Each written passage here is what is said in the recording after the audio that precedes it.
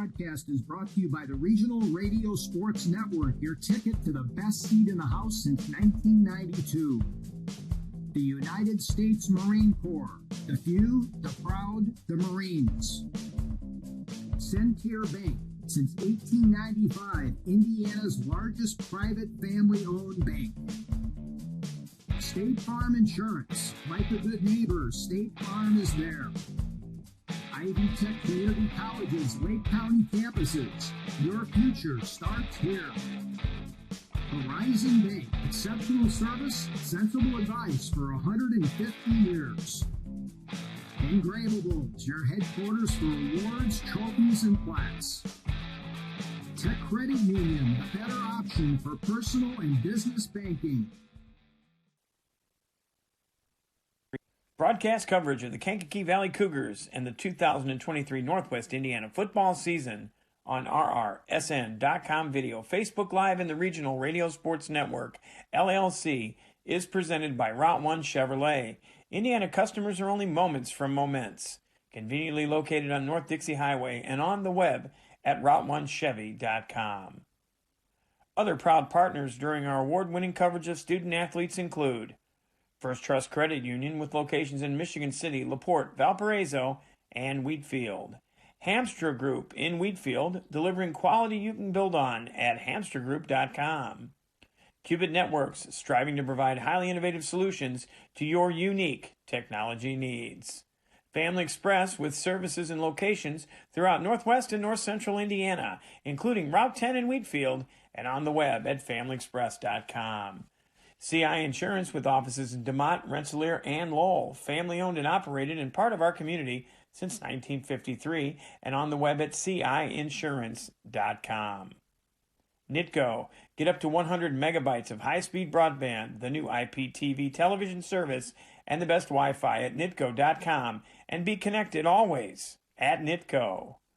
Countryside Realty with over 23 years of honesty and industry knowledge. Countryside Realty, where professionalism matters. Toppin Inc., a family-owned remodeling and construction business serving Jasper and Newton counties, and on the web at toppininc.com.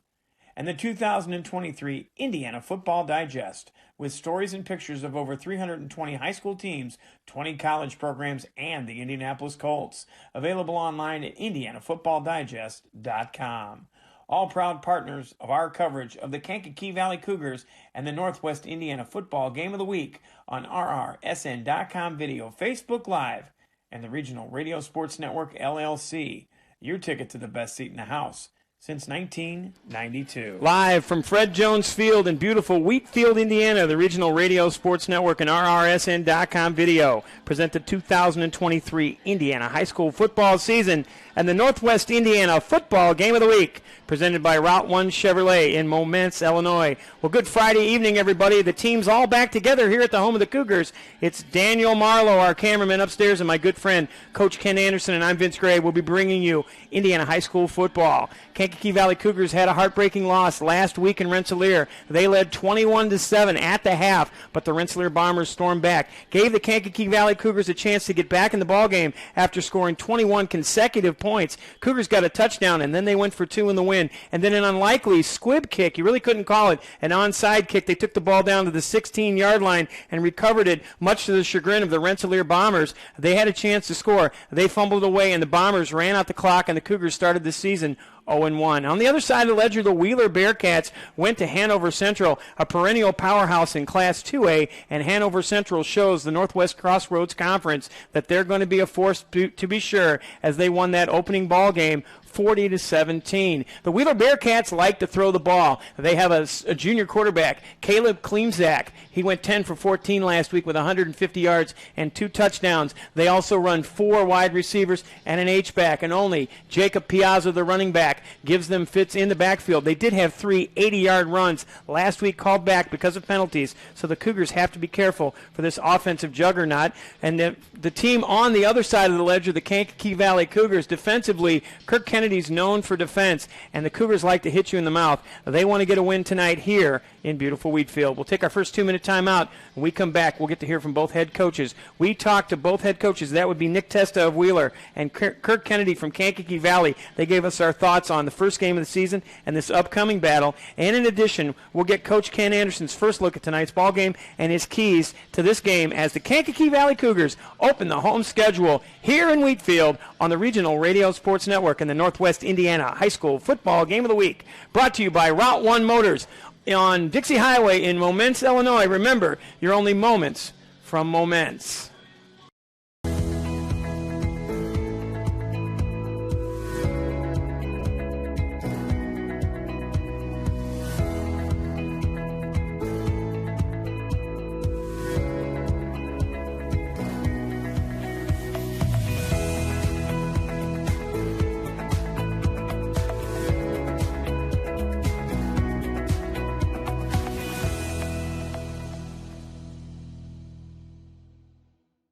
Here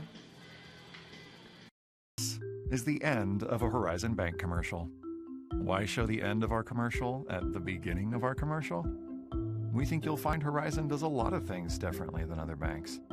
Horizon Bank. Get a conversation started.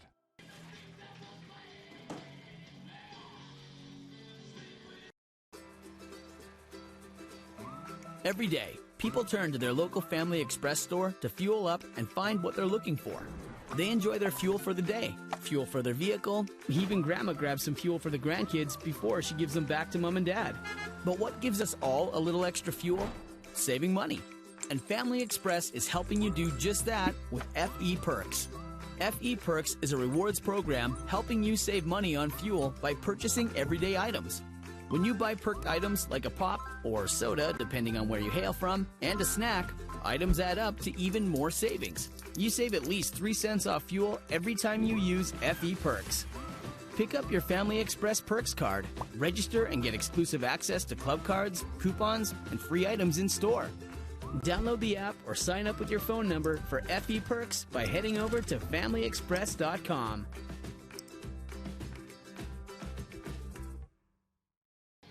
Back here on the Northwest Indiana Football Game of the Week, it's time to bring in my broadcast partner, Coach Ken Anderson. Well, Coach, it's good to have you on board. Last week, the Kankakee Valley Cougars fumbled the ball 3 times in that battle against Rensselaer, led at the half 21-7, but in the second half, as our good friend Mr. Kent Rosenbaum, who was with me last week, would say they kind of shot themselves in the foot. I know ball possession is going to be important for the Kankakee Valley Cougars. Well, it's good to be back and nice to be heard. We're way out here in Wait a minute. I'm 5 minutes from home. I'm not way out anywhere. Beautiful Wheatfield. When you work in Chicago and then get all the way down here, it gets to be a deal. But this is a beautiful, beautiful field. My first time actually being here for football. I've been out here for soccer, but not for football.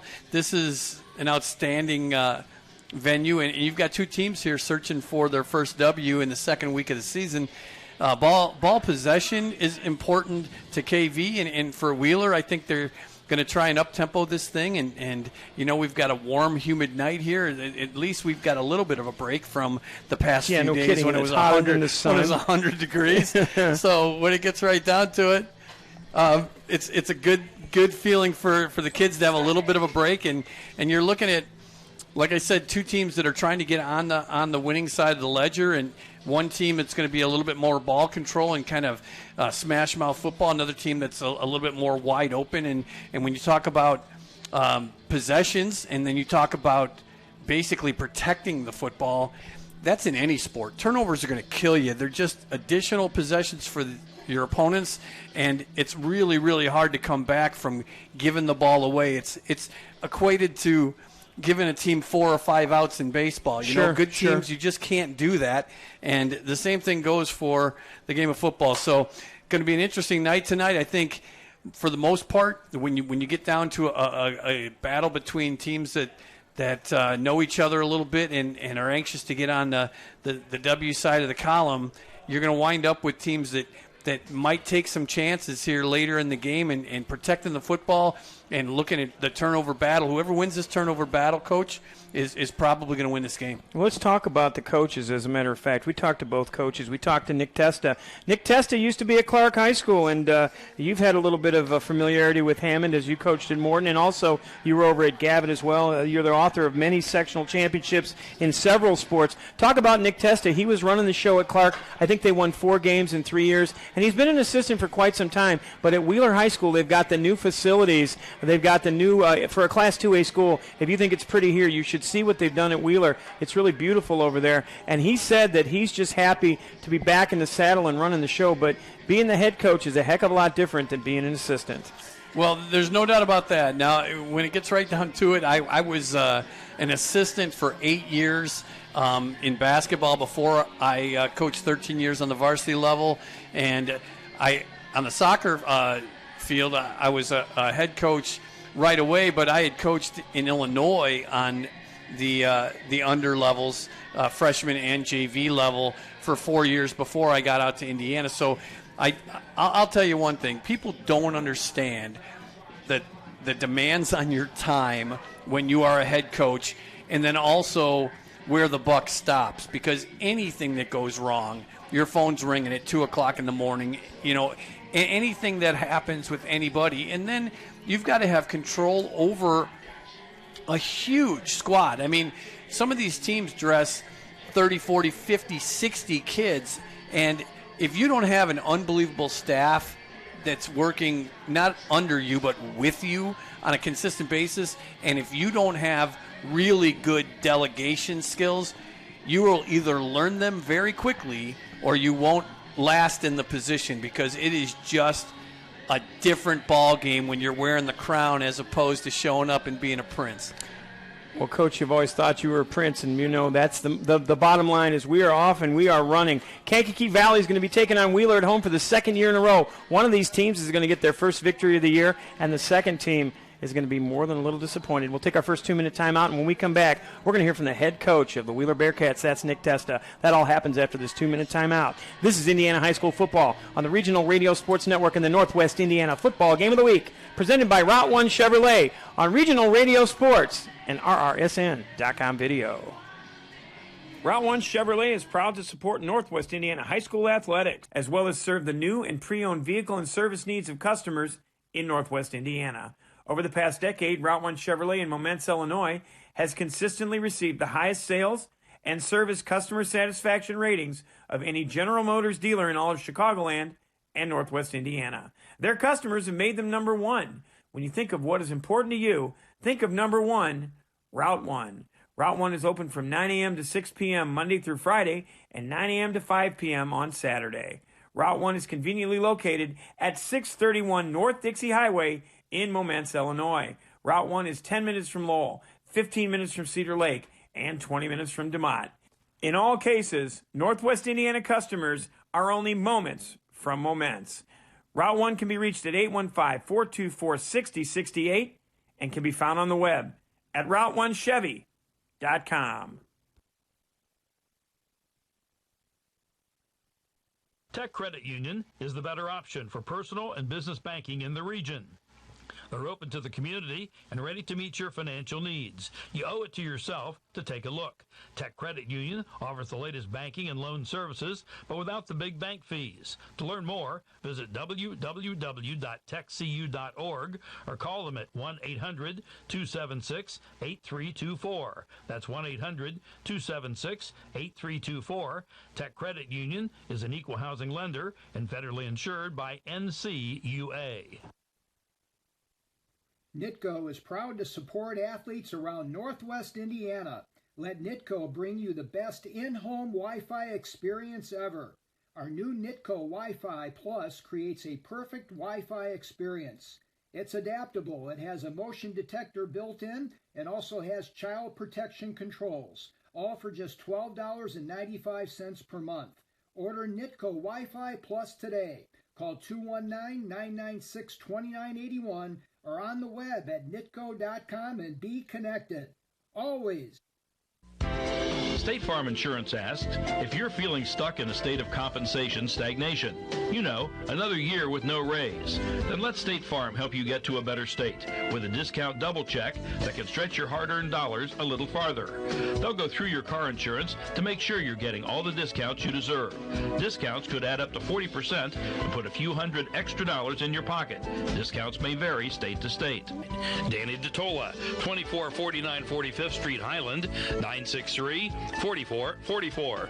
Andrea Harbin, 6504 U.S. Highway 6 Portage, 762-5514. And Rob Rodakis, 835 Lincoln Way Avenue, Valparaiso, 476-7444. Like a good neighbor, State Farm is there.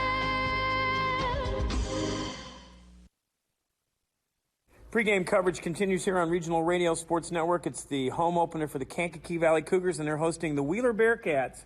Wheeler Bearcats, by their new head coach, Nick Testa. Coach, congratulations on the new job. I know you used to be at Clark, and Clark's long gone, but what's it like to be back in the saddle and being the head guy on the team again? I'll tell you what, there's really nothing better.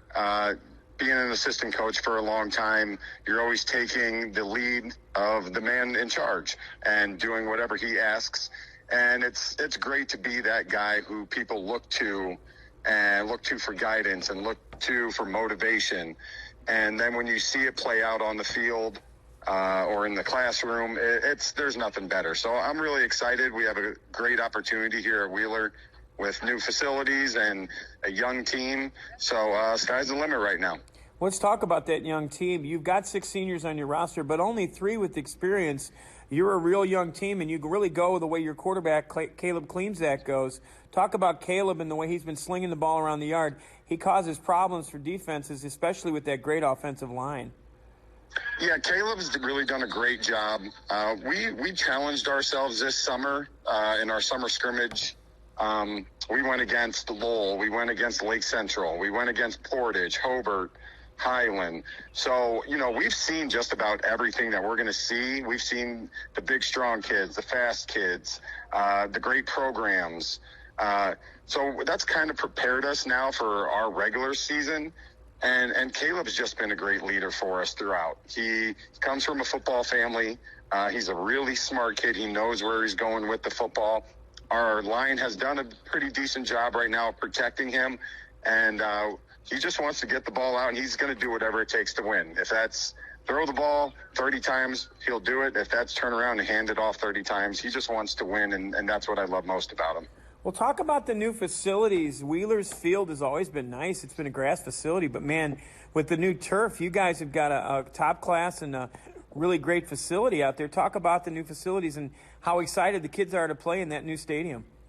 Yeah, it is beautiful, to be just kind of blunt with you. It's for a 2A school to have this facility. We're extremely lucky. The administration has really done a great job of making this thing and putting this thing together. And, with the Jumbotron scoreboard and the brand new field, and they put some nice black fencing around with stone and brick. So it's really first class, and they did a really great job with it. Now, you talk about your rushing attack against Hanover Central, which, by the way, one of the top teams in the area for sure, and a new team in the Northwest Crossroads Conferences. They've changed conferences. They're in the same conference with Kankakee Valley now. You guys put up 74 yards on the ground, and you put up another 150 yards receiving. So you were able to run a little bit offensively, but it also looked like your defense made some big plays against Hanover Central. Yeah, we really did a lot of good things in that game. The rushing stats don't look great. I think it's 30 for 74. That's exactly what it is, Coach. But we had some things called back because holding penalties, couple alignment issues, things that we can clean up. But the effort was there. Guys were running the ball hard. Guys were trying to finish blocks. And then throwing the ball, we just had some guys make some plays. Like I said, we're going to do whatever it takes to win a game. I have no ego in that. Being a former receiver, I like throwing the ball. But like I said, if it's running the ball 30 times, if it's pad, whatever we need to do to win, that's what we're going to do. And we've got the capability to do both. And defensively, we really did do a lot of good things. I think we caused 3 turnovers in the game. We had a safety. We did give up a few big plays, some missed tackles. Again, things that we are able to correct. But the effort was there throughout the game. Even when we got behind, the kids didn't quit. They kept fighting. They stayed together. And we were able to put a couple nice drives together in the second half and get some stops. Toppin Inc. is a family-owned remodeling and construction business specializing in remodeling projects, new construction, room additions, as well as siding, roofing, and replacement windows. Based in DeMont, they service Jasper and Newton counties. They also service Bass Lake, Lake Maxine-Cuckee, Culver, and Knox. And they're an A-plus member of the Better Business Bureau. If you're seeking employment opportunities, their phone number is 219-928-3106, and they're on the web at toppin.inc.com. And when it comes to your technological needs, Cubit Networks cares about your quality of experience. Located at 103 Polk Street in LaPorte, Cubit Networks wants to build client relationships that withstand the test of time and changing technology. You can buy technology from anywhere, but Cubit Networks' dedication to making your purchase a great one is the difference you've been looking for. Give them a call at 219-369-4357, or you can visit them online at qubitnet.com. Cubit Networks, moving and storing data fast and safe. Talk about this week's opponent, the Kankakee Valley Cougars. Cougars coming off a tough 28-27 loss at Rensselaer. They went for 2 in the win late in that ball game. Made a few uncharacteristic mistakes, but had a ton of return yards to keep them in that ball game. What do you know about the Cougars, and what do you expect at Wheatfield on Friday night? Yeah, well, any Coach Kennedy coach team, you know what you're going to expect. They are going to come and they're going to hit you in the mouth, and they're going to take it to you. They're going to play hard-nosed football, and we don't expect anything less. They've got a very good offensive line. They got a quarterback who could throw it a little bit. If you start pulling too many guys up to the line, they can hit a play action. The big tight end, I believe 81, he's a nice player as well. So, yeah, we know Coach Kennedy's resume speaks for itself. We know what to expect from his teams, and they're going to come out and they're going to want to fight us in the phone booth, keep everything in tight. And we're gonna oblige, and we're not gonna back down from anybody. That's just not the way we're gonna coach our guys. So we're coming in there ready for a fight, and we'll see what happens. That's Nick Testa's comments also brought to us by Hamster Group. For more than 50 years, the Hamster Group has established itself as a leader in the communities of Northwest Indiana and surrounding areas. Whether it be the development of retail shopping centers, commercial offices, agricultural centers, municipal facilities, or a number of other property types, Hamster Builders has the answers to meet the needs of their customers and communities. Hamster Group in Wheatfield, for quality you can build on. Call them at 219-956-3111 or look them up on the web at hamstergroup.com. And also a reminder, our good friends at Family Express will be providing the catering for the press box for the Kankakee Valley Cougars all 5 home games this season. Again, our friends at Family Express providing the press box catering from Cravens to Order. Cravens to Order with a varied menu. They've got pizzas, they've got wings, they've got everything you want, and it's easy to get and it's quick too. So go to familyexpress.com or Cravens to Order and find out which Family Express near you has a Cravens to Order. There's one in Wheatfield, there's one in DeMont, there's a Family Express near you, and they have Cravens to Order. We'll go ahead and take a 2-minute timeout, and when we come back, we'll have more Indiana High School football. We'll hear from Kirk Kennedy. He's the head coach of the Kankakee Valley Cougars as the pregame show rolls on. This is the Northwest Indiana High School football game of the week, presented by Route 1 Chevrolet in Momence, Illinois, on Regional Radio Sports Network and RRSN.com video.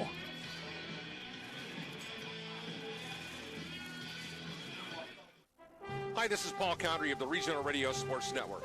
That may be my professional title, but did you know that I'm also the son of a U.S. Navy World War II veteran and the proud father of a United States Marine? Let me share with you something very close to my heart. It's called the Semper Fi Fund and its program America's Fund, which provides immediate lifetime support for post-9/11 wounded, critically ill, and injured members of the U.S. Armed Forces, veterans, and their families to ease recovery and transition back home to their communities. The Semper Fi Fund, serving those who preserve our freedom. The basic idea that drives these efforts is simple.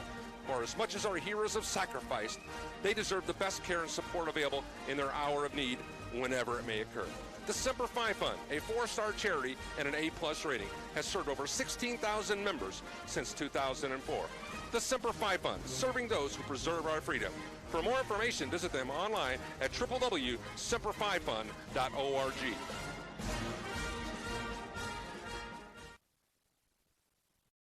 broadcast is brought to you by the Regional Radio Sports Network, your ticket to the best seat in the house since 1992. The United States Marine Corps, the few, the proud, the Marines. Centier Bank, since 1895, Indiana's largest private family-owned bank. State Farm Insurance, like a good neighbor, State Farm is there. Ivy Tech Community College's Lake County campuses. Your future starts here.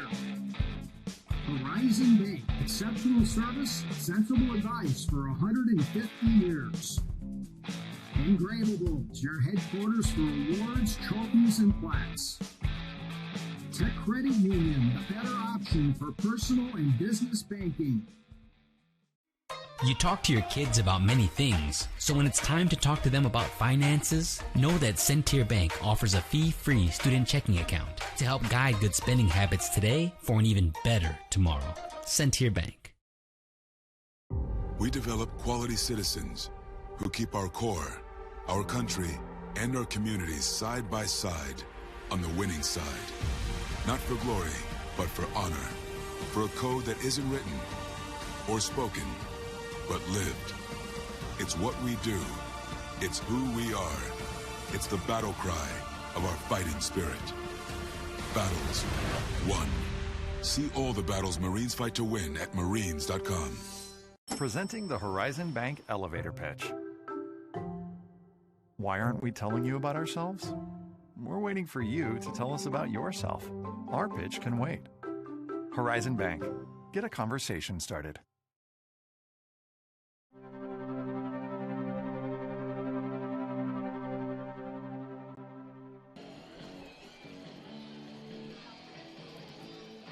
Pre-game coverage continues. It's game number 2 in the home opener for the Kankakee Valley Cougars here on the Northwest Indiana Football Game of the Week, presented by Route 1 Chevy. Spending a few minutes with Kirk Kennedy.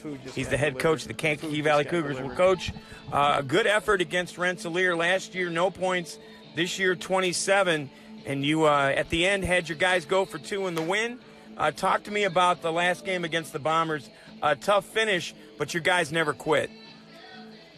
Yeah, I like to fight in our kids. You know, we got out, kind of in a rivalry game like that, plus add to it the first game of the year. You know, you kind of got a feeling out process early, kind of trading punches, just kind of seeing what each other's got. And we made some adjustments early and got the lead and took the lead into halftime with a lot of momentum. And we knew, a proud program like Rensselaer, they were going to come out in the second half playing hard and playing desperate, really, and looking to get back in the game. So, we talked about things like that at halftime and what we're going to need to do in the second half to finish the game and earn the victory. And to Rensselaer's credit, they came out in the second half and did exactly what they needed to do with long scoring drives, keeping us on the sideline. And they executed their plan heading into the second half. And, we had some costly turnovers and, some missed tackles that led to, them being able to extend some drives. And just, when you look at a game like that, you kind of have to, look yourselves in the mirror and see what we did right, see what we did wrong, and you have to analyze our mistakes and improve upon those mistakes to get better and move forward. Well, let's talk about the offensive performance first. Last year, Marco Castro came in late or in the season when you had injuries. This year, he was the featured back. He ran for over 100 yards and a couple of touchdowns. He also contributed on defense, but I was impressed with Castro's play. It might be a future of him being your featured back and maybe putting up 12 to 1,400 yards on the ground this season. Well, when you take a look at a kid like that, first of all, he's a junior. And to go both ways the entire game and at 2 such high impact positions, that's just a credit to his his conditioning and his work ethic and his competitive nature. But he's not the only one. We got a lot of kids going both ways, and I think there's about 6 if my memory serves me correctly. But we work the kids hard. We prepare them well, and I like the fight in them. I liked, like I said, our effort Friday just, fell short in some areas. We need to shore up our ball security, and like I said, just learn how to finish. And if we do that, take care of the football and tackle well, and just the one and everything that we're talking about here are things we can control. And one thing I haven't talked about was be the most excited team on the field. So if you can, be the most excited, most motivated team on the field, along with taking care of the football and tackling well, you're going to win most games. Well, let's talk about things that get you excited. Lane Zander got beat on a deep throw, and right after that, he took the ball back to the house, 83 yards for a touchdown. Zander had a heck of a ball game from the special team standpoint, 160 yards of total return yards, kept you in the ball game and gave you great field position all day long. Yeah, that we gave up that first touchdown. It was kind of, I don't know if you call it a fluke play, but it was a play that realistically we could have made, and that was a third and long situation. So, technically we make that play, but we're getting the ball back. But, coulda, woulda, shoulda, right? We didn't make the play, they scored, and the game went on from there. But you're right, he did return the ensuing kickoff for a touchdown, which gave us a spark, kind of ignited us a little bit, and we went on to, capture a 2-score lead heading in the half. Did have, some punt returns that set us up in a nice field position, and they also, if you recall, blocked that extra point off the edge. So, his special teams contributions were pretty, could have in a lot of weeks probably turned the game in our favor. Let's go ahead and talk about this week's opponent. It's the Wheeler Bearcats. Last year, after dropping the opener against Rensselaer, Wheeler was the first win in a 4-game winning streak for your squad. But this year, Wheeler's got a new coach. They lost to Hanover Central 40-17, but they had some sparks on defense as well. Wheeler's going to be a different-looking team, and they come back to Wheatfield again this year as a different squad. Oh, yeah. You're exactly right. They got a lot of great athletes.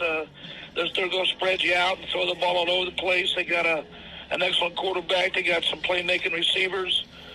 They got a line that protects the quarterback well. So offensively, they're going to give us some fits. It's going to spread our defense out, by alignment, which is going to make tackling a premium, in space.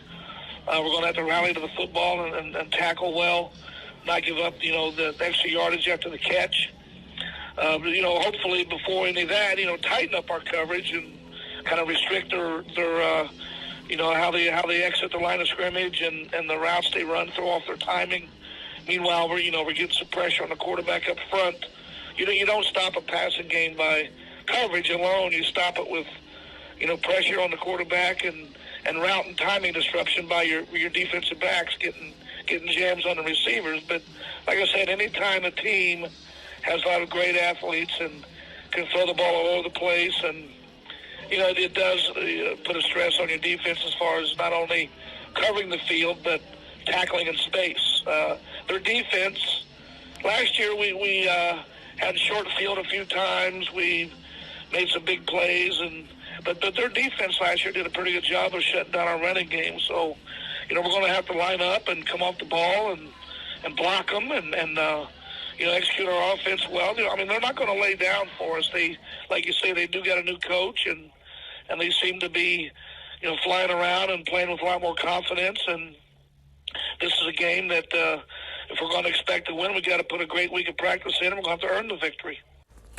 Coach Kennedy's comments are being brought to you by Countryside Realty, the preferred realtor of the Kankakee Valley Cougars. Countryside's team of realtors is ready to handle your next real estate transaction with honesty, professionalism, and over 24 years of industry knowledge. Don't go unrepresented in one of the largest investments of your life. Call their DeMott office to speak with an agent at 219-987-SELL. That's 219-987-7355. Visit Countryside Realty on the web at 987sell.com or find them on Facebook. Serving all of Northwest Indiana, Countryside Realty, where professionalism matters. And tonight's national anthem will be brought to you by the United States Marine Corps. If you think you have what it takes, dial 1-800-MARINES or log on to marines.com, and we have the good fortune to get a live performance of the national anthem by the Kankakee Valley Cougar Marching Band under the direction of Mr. Nick Boersma. We'll take a quick 60, and when we come back, we'll have our national anthem. We'll get to meet tonight's starting line, so we'll get you ready for the kickoff of the Northwest Indiana Football Game of the Week, presented by Route 1 Chevrolet on Regional Radio Sports Network and RRSN. TechCreditUnion.com video. It's time you start earning more on your deposits. Tech Credit Union's Money Mover Savings and Certificates of Deposit can help you do just that. Offering better than competitive rates and the personal service you deserve, now is a great time to look at your savings strategy. Let Tech Credit Union show you why they're a better option for you and for your money. Learn more at www.techcu.org or call 1-800-276-8324. Tech Credit Union is federally insured by NCUA. Getting the kids to practice on time. Remembering if it's your day to bring snacks. Making it to the game with a clean jersey. Why are simple things sometimes so complicated? Thankfully, with Auto Owners, insurance doesn't have to be one of them. Auto Owners works with independent agents who answer when you call, so you can worry about more important things, like whether your kid is going to run toward first or third base. That's simple human sense. CI Insurance is a proud corporate sponsor of all KV athletics. Please visit their offices in DeMont, Rensselaer, or Lowell. They have been family-owned and operated in part of our community since 1953. Check them out online at ciinsurance.com. Your future is waiting at Ivy Tech Lake County. From information technology to healthcare, automotive to hospitality, Ivy Tech Lake County has programs designed to get you where you need to be so you're ready for the job you want. They have new classes starting in October, so come in and register today. Call 219-392-3600 or visit ivytech.edu/Lake County and enroll today. Your future begins this fall at Ivy Tech Lake County. Back here in the Northwest Indiana Game of the Week, sponsored by Route 1 Chevrolet in Momence, Illinois. Kankakee Valley Cougar cheerleaders are in their pink uniforms today, and our cameraman Daniel will kind of go to the left-hand side of our shot and widen it out just a little bit. If you take a look, you see a football helmet over in the corner.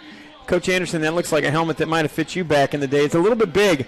It's a little bit of a large football helmet there, but I do like the cheerleaders. It's obviously Breast Cancer Awareness Night for the cheerleading squad, and you can see the dance team out there as well. Kankakee Valley Cougars getting ready to play Notre Dame Victory March, which is also Kankakee Valley's fight song as the Cougars get ready to take the field.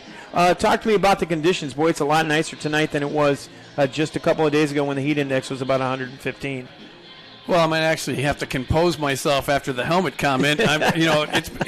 Long gone are the days of putting my hair up in a bun and needing the helmet that big to get things all together. So the man bun days are long gone. So, the weather tonight, actually, this is a great night in August. I mean, we had a front come through a little bit and drop temperatures by about 20 degrees, and I think the humidity's down a little bit. It's still a little heavy out there, but, I mean, I think we're in the 70s. How do you complain about this if you're a high school sports fan? You're outdoors. There's no chance of rain. Right now it's 77 degrees, closing in on game time. This is a beautiful facility, a beautiful night out here in Wheatfield, Indiana. You're talking about in the 70s. You're talking about the scoreboard or the stadium music when we got a little Thin Lizzy going on when the boys are back in town. And the boys are back in town. The Kankakee Valley Cougars getting ready to take the field. Cougars are coming off of a tough season last year, Ken. They went 4-1 to start the campaign, finished the season at 4-5, and they lost a tough one at the end of the year, a really tough one against the Highland Trojans. It was a weather game to be sure, raining all day long, and Leo Luviano had 3 touchdowns for Highland. They want to make sure that they don't let this Wheeler Bearcat offense go crazy right at the beginning of this ball game. Well, there's no doubt about it. Wheeler's going to want to chuck the ball around the field, and KV's going to want to control it and kind of smash mouth it down the field themselves. So it's basically a contrast in style here tonight. I think you've got a couple of coaches, one really in Kirk Kennedy that's absolutely been around for a long time, state championship under his belt over at Lowell with RDP and the whole gang over there, and now here trying to instill a similar attitude. It's a building process, and you're refreshing kids constantly through the high school years, and it takes time, and you've got an opportunity here to start well. But if you look at the Cougars' schedule, I mean, Andrean, Hobart, Hanover Central, the next 3 after this Northwest Crossroads Conference is not anything to enjoy. I mean, you think the Duneland's tough, but the Northwest Crossroads in football, is an outstanding conference, and you've got a battle on your hands every single week. And here come the Cougars. Cougars take the field. They're going to be in their home reds with the white pants. The Wheeler Bearcats on the opposite sideline will be in their all-white uniforms with the white helmets and the orange and green trim.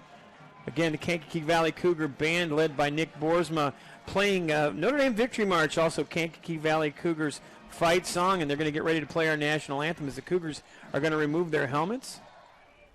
Cougar Band is moving forward. Kankakee Valley Cougars coming into band section. Remember, when you come to football games on a Friday night, it's not just about the football teams. There's a lot more going on as well. Let's join Mike Hoffer. He's the public address announcer here at Fred Jones Field, and let's honor America with our national anthem.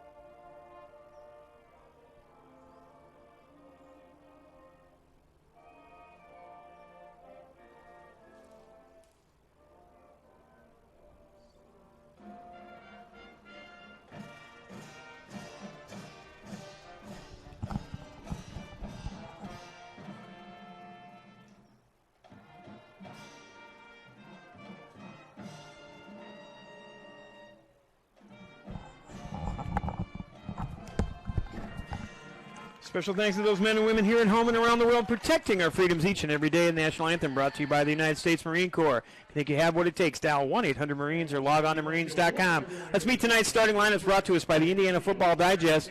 2023 Indiana Football Digest contains pictures and stories on over 320 football teams, more than 20 college programs in the state.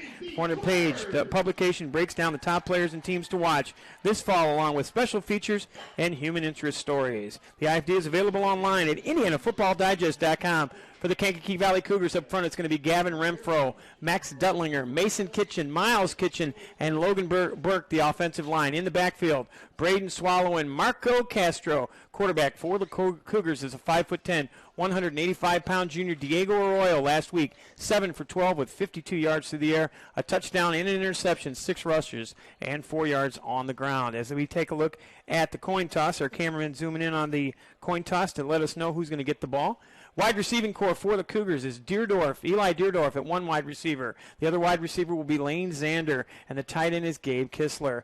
Defensively for the Wheeler Bearcats, you've got Landon Good, Mitch Krolikowski, Blake Tichy, and Brandon Olson up front. In the linebacking core, you've got Jaden Ortiz, David Lindlow, Jackson Smith, and Xavier Harovich.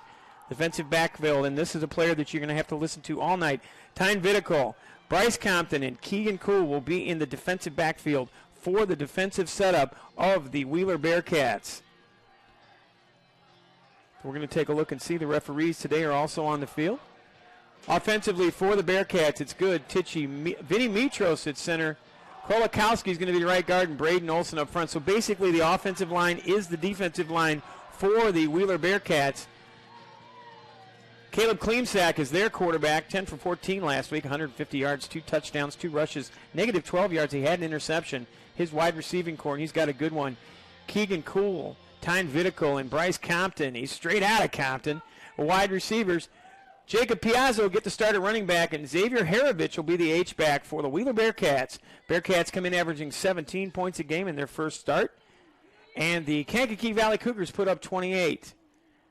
So we're all set to take off here. The Kankakee Valley Cougars are going to receive the kick. Wheeler won the toss and deferred to the second half.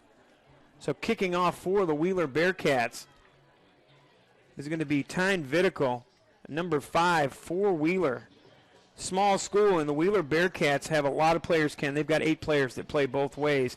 Cougars got a little bit more of a size advantage. Wheeler might have a little bit more experience. Their key players are ready to go. Your keys to this game are, and they're brought to us by Family Express.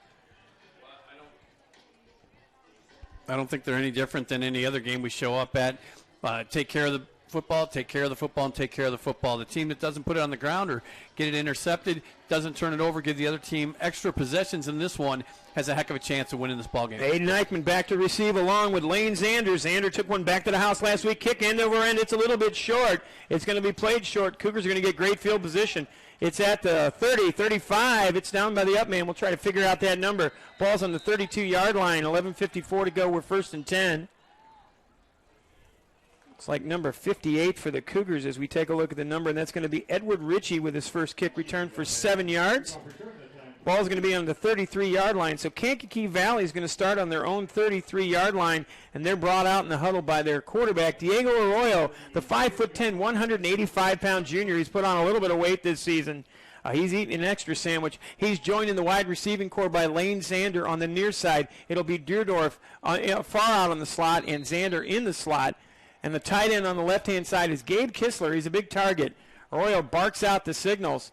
Here's the snap on our first play of the game. He's back to pass already. Out in the flat, and he's got a wide receiver. That's Lane Zander. Zander to the 45. It's already going to be first down Cougars. Call it the 46, gain of 13 on that first pass. First down and 10, Kankakee Valley.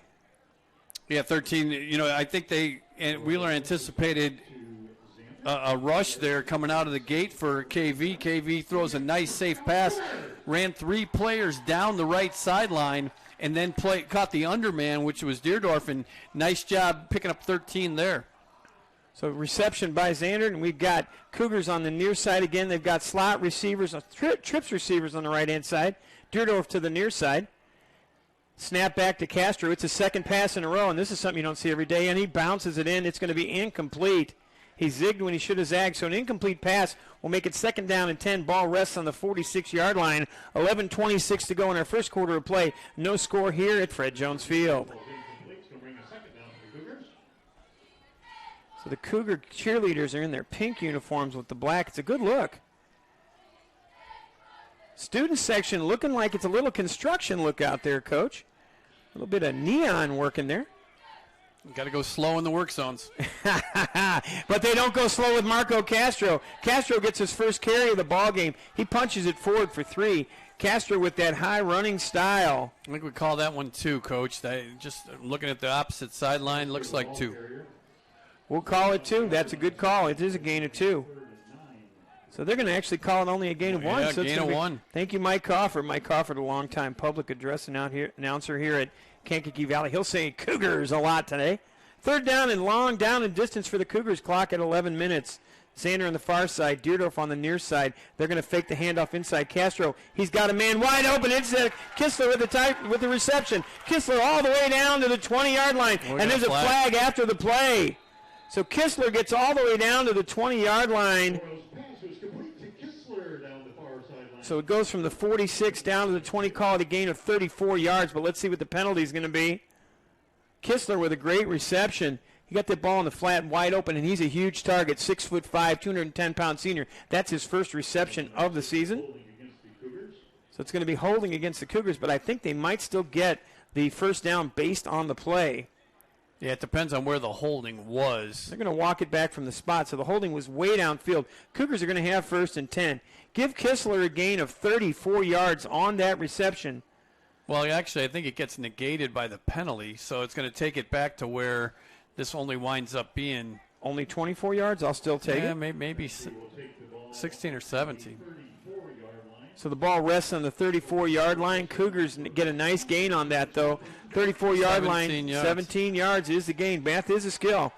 I have to take my shoes off to be able to count that. So far, the Cougars on this drive, 5 plays. 4 of them have been passes. Castro still barks out the signal. Guess what? The Cougars are going to the air again. Castro's got a lane if he wants it, but instead he goes to the sideline, gets it out there in the wing, and it's received. Cougars are going to be close to midfield, a 5-yard gain, as I learn how to talk a little bit here. I'm going to have to go to Ivy Tech Lake County. That was Grayley Weaver with the wide reception. We'll call it a dream for Weaver. He gets that reception. I'm just working here. That's all I'm doing. So glad you could join us here on Regional Radio Sports and RRSN.com video for the Northwest Indiana Football Game of the Week, presented by Route 1 Chevy. Second down and 5. 10 minutes to go in this first quarter play. Cougars uncharacteristically throwing the ball all over the yard. Looks like the teams might have switched uniforms. Wheeler Bearcats with a blitz. It's going to be motion. It looks like it was Xander who jumped on the wing. 5-yard penalty. The Cougars come back and look for another play. So far, Castro on this drive, he's 4 for 5. One rush, and that rush only resulted in 1 yard. So every yard on this drive basically out of the hands of Diego Arroyo. So Arroyo back to snap. He's got Castro on his left hip, Xander on the far side, Deerdorf on the near side. Fullback up near the line, so they're going to see what the Cougars can do. Maybe an inside handoff. We'll see what happens. And it is an inside handoff to Castro, but they sniffed that one out. Castro's got nowhere to go. He loses 2 on that rush. Yeah, Wheeler held a team meeting on his jersey number right there as 3 players met him in the backfield. Clock continues to wind. Cougars with a long down and distance. It's going to be 3rd down and at least 14 yards. Called it 3rd and 13.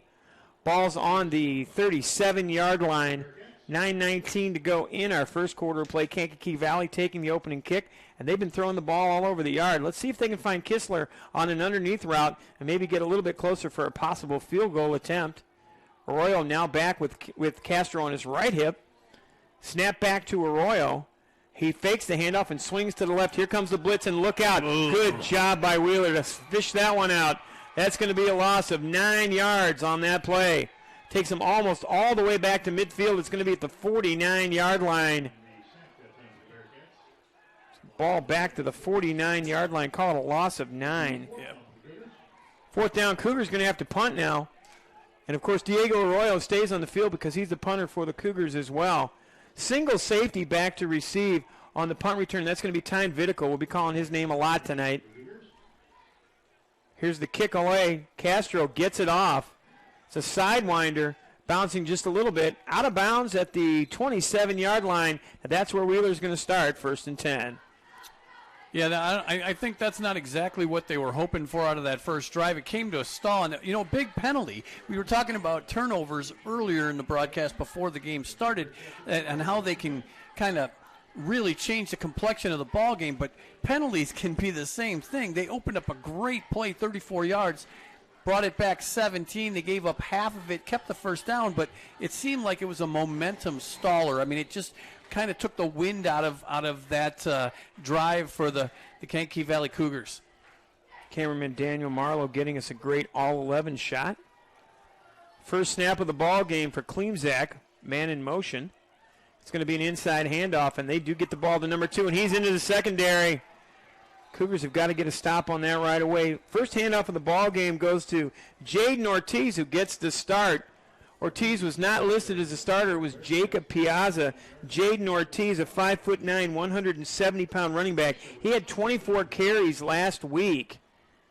So Ortiz just picked up 12 in his first carry. He had 74 yards last week. 74 yards. 12 yards on that first carry. Cougars got to try to get a stop here. Klimzak's got a man in motion.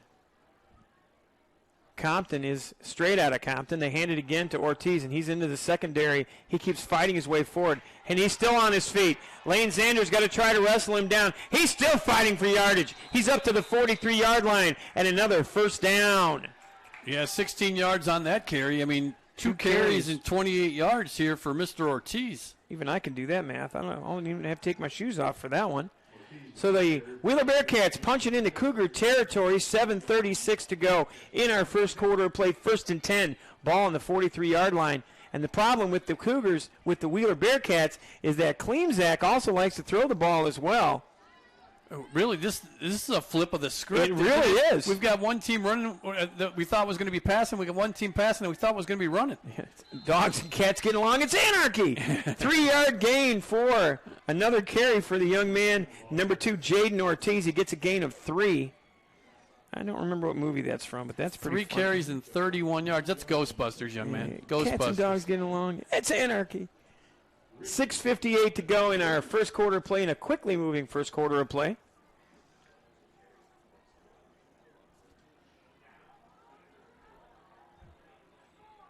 Again, the signal's being barked out by the quarterback, Caleb Klimzak. Now he's back to pass. Cougars found that one. Nice job on the outside by Deerdorf, who moved up from defensive secondary this year. He's moved into a defensive end position, especially at that size. It's a good thing for Deerdorf to get in the air. He raised his hands in the air, and guess what? He did care. Pass incomplete, stops the clock. 6:36 to go in our first quarter of play. First attempt in the pass is incomplete. And again, you're exactly right, Coach Anderson. They have flipped the script. Wheeler running the ball, Kankakee Valley passing the ball. Craziness here at Fred Jones Field. 4 plays for Wheeler, 3 runs and 1 pass, and the pass sailed out of bounds. They may go back to the run here. And they do. They had an inside handoff, and there's a lot more running lanes there. Cougars have sniffed it out. He tries to fight his way forward, and that's really a great effort from Jaden Ortiz.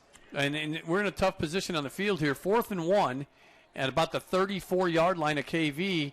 What do you do here? You actually have to go for it. It's a gain of 6. You don't have to, but I'd recommend it strongly. 5th play of the drive, 4 of those have been rushes, and it's been all Mr. Ortiz so far. He's got 39 yards. Is that right? 37. 37. Close. 4 rushes, 37 yards. See if he can get a first down here. Expect a handoff to Ortiz. Man in motion. They don't call it, but they hand it to the fullback instead, and that's a first down. Give it to Jackson Smith. Jackson Smith gets the inside handoff. Give him a gain of 5 and a first down. Wheeler Bearcats are on the move. Actually, I think it's going to be closer to 3, Coach, but yeah, that's 2 yards well past the first down marker, and nice job on an inside handoff to the fullback there. Really tough to stop a kid that size just when he only got 1 yard to go. 31-yard line is where the ball rests. 5:52 to go in this first quarter.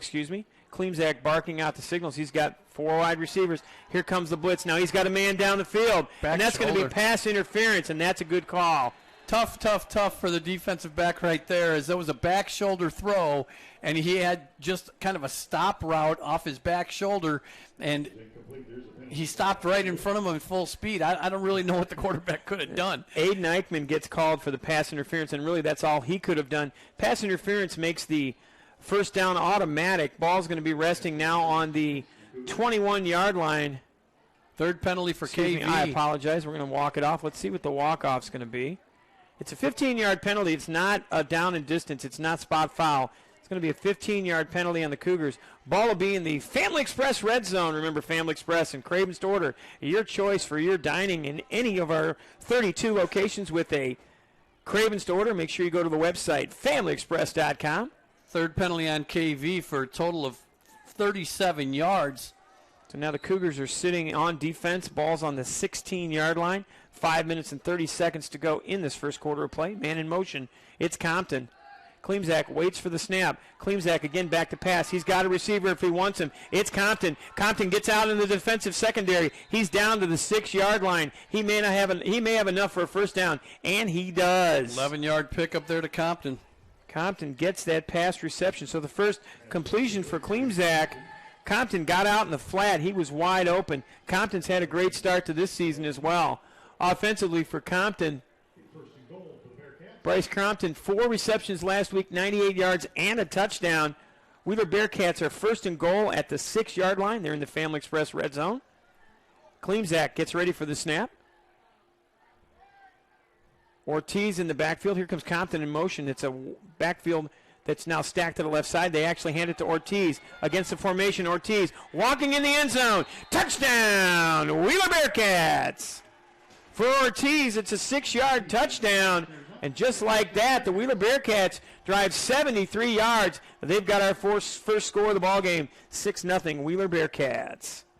Really a nice drive by this Wheeler Bearcat team. Came out running, establishing what they wanted to establish. Obviously saw something on tape. They decided they were going to run the ball to set the tone in this one, and they certainly have as they go in for 6 on their first drive. So Ortiz gets the touchdown, 73-yard drive for the Wheeler Bearcats. 5 first downs, 1 by penalty. And Vitico gets the extra point. It's good, and just like that, it's 7-0 Wheeler. Take a quick 60 timeout, and when we come back, we'll get the kickoff. Wheeler with the early touchdown, 7-0 here at Fred Jones Field on Regional Radio Sports.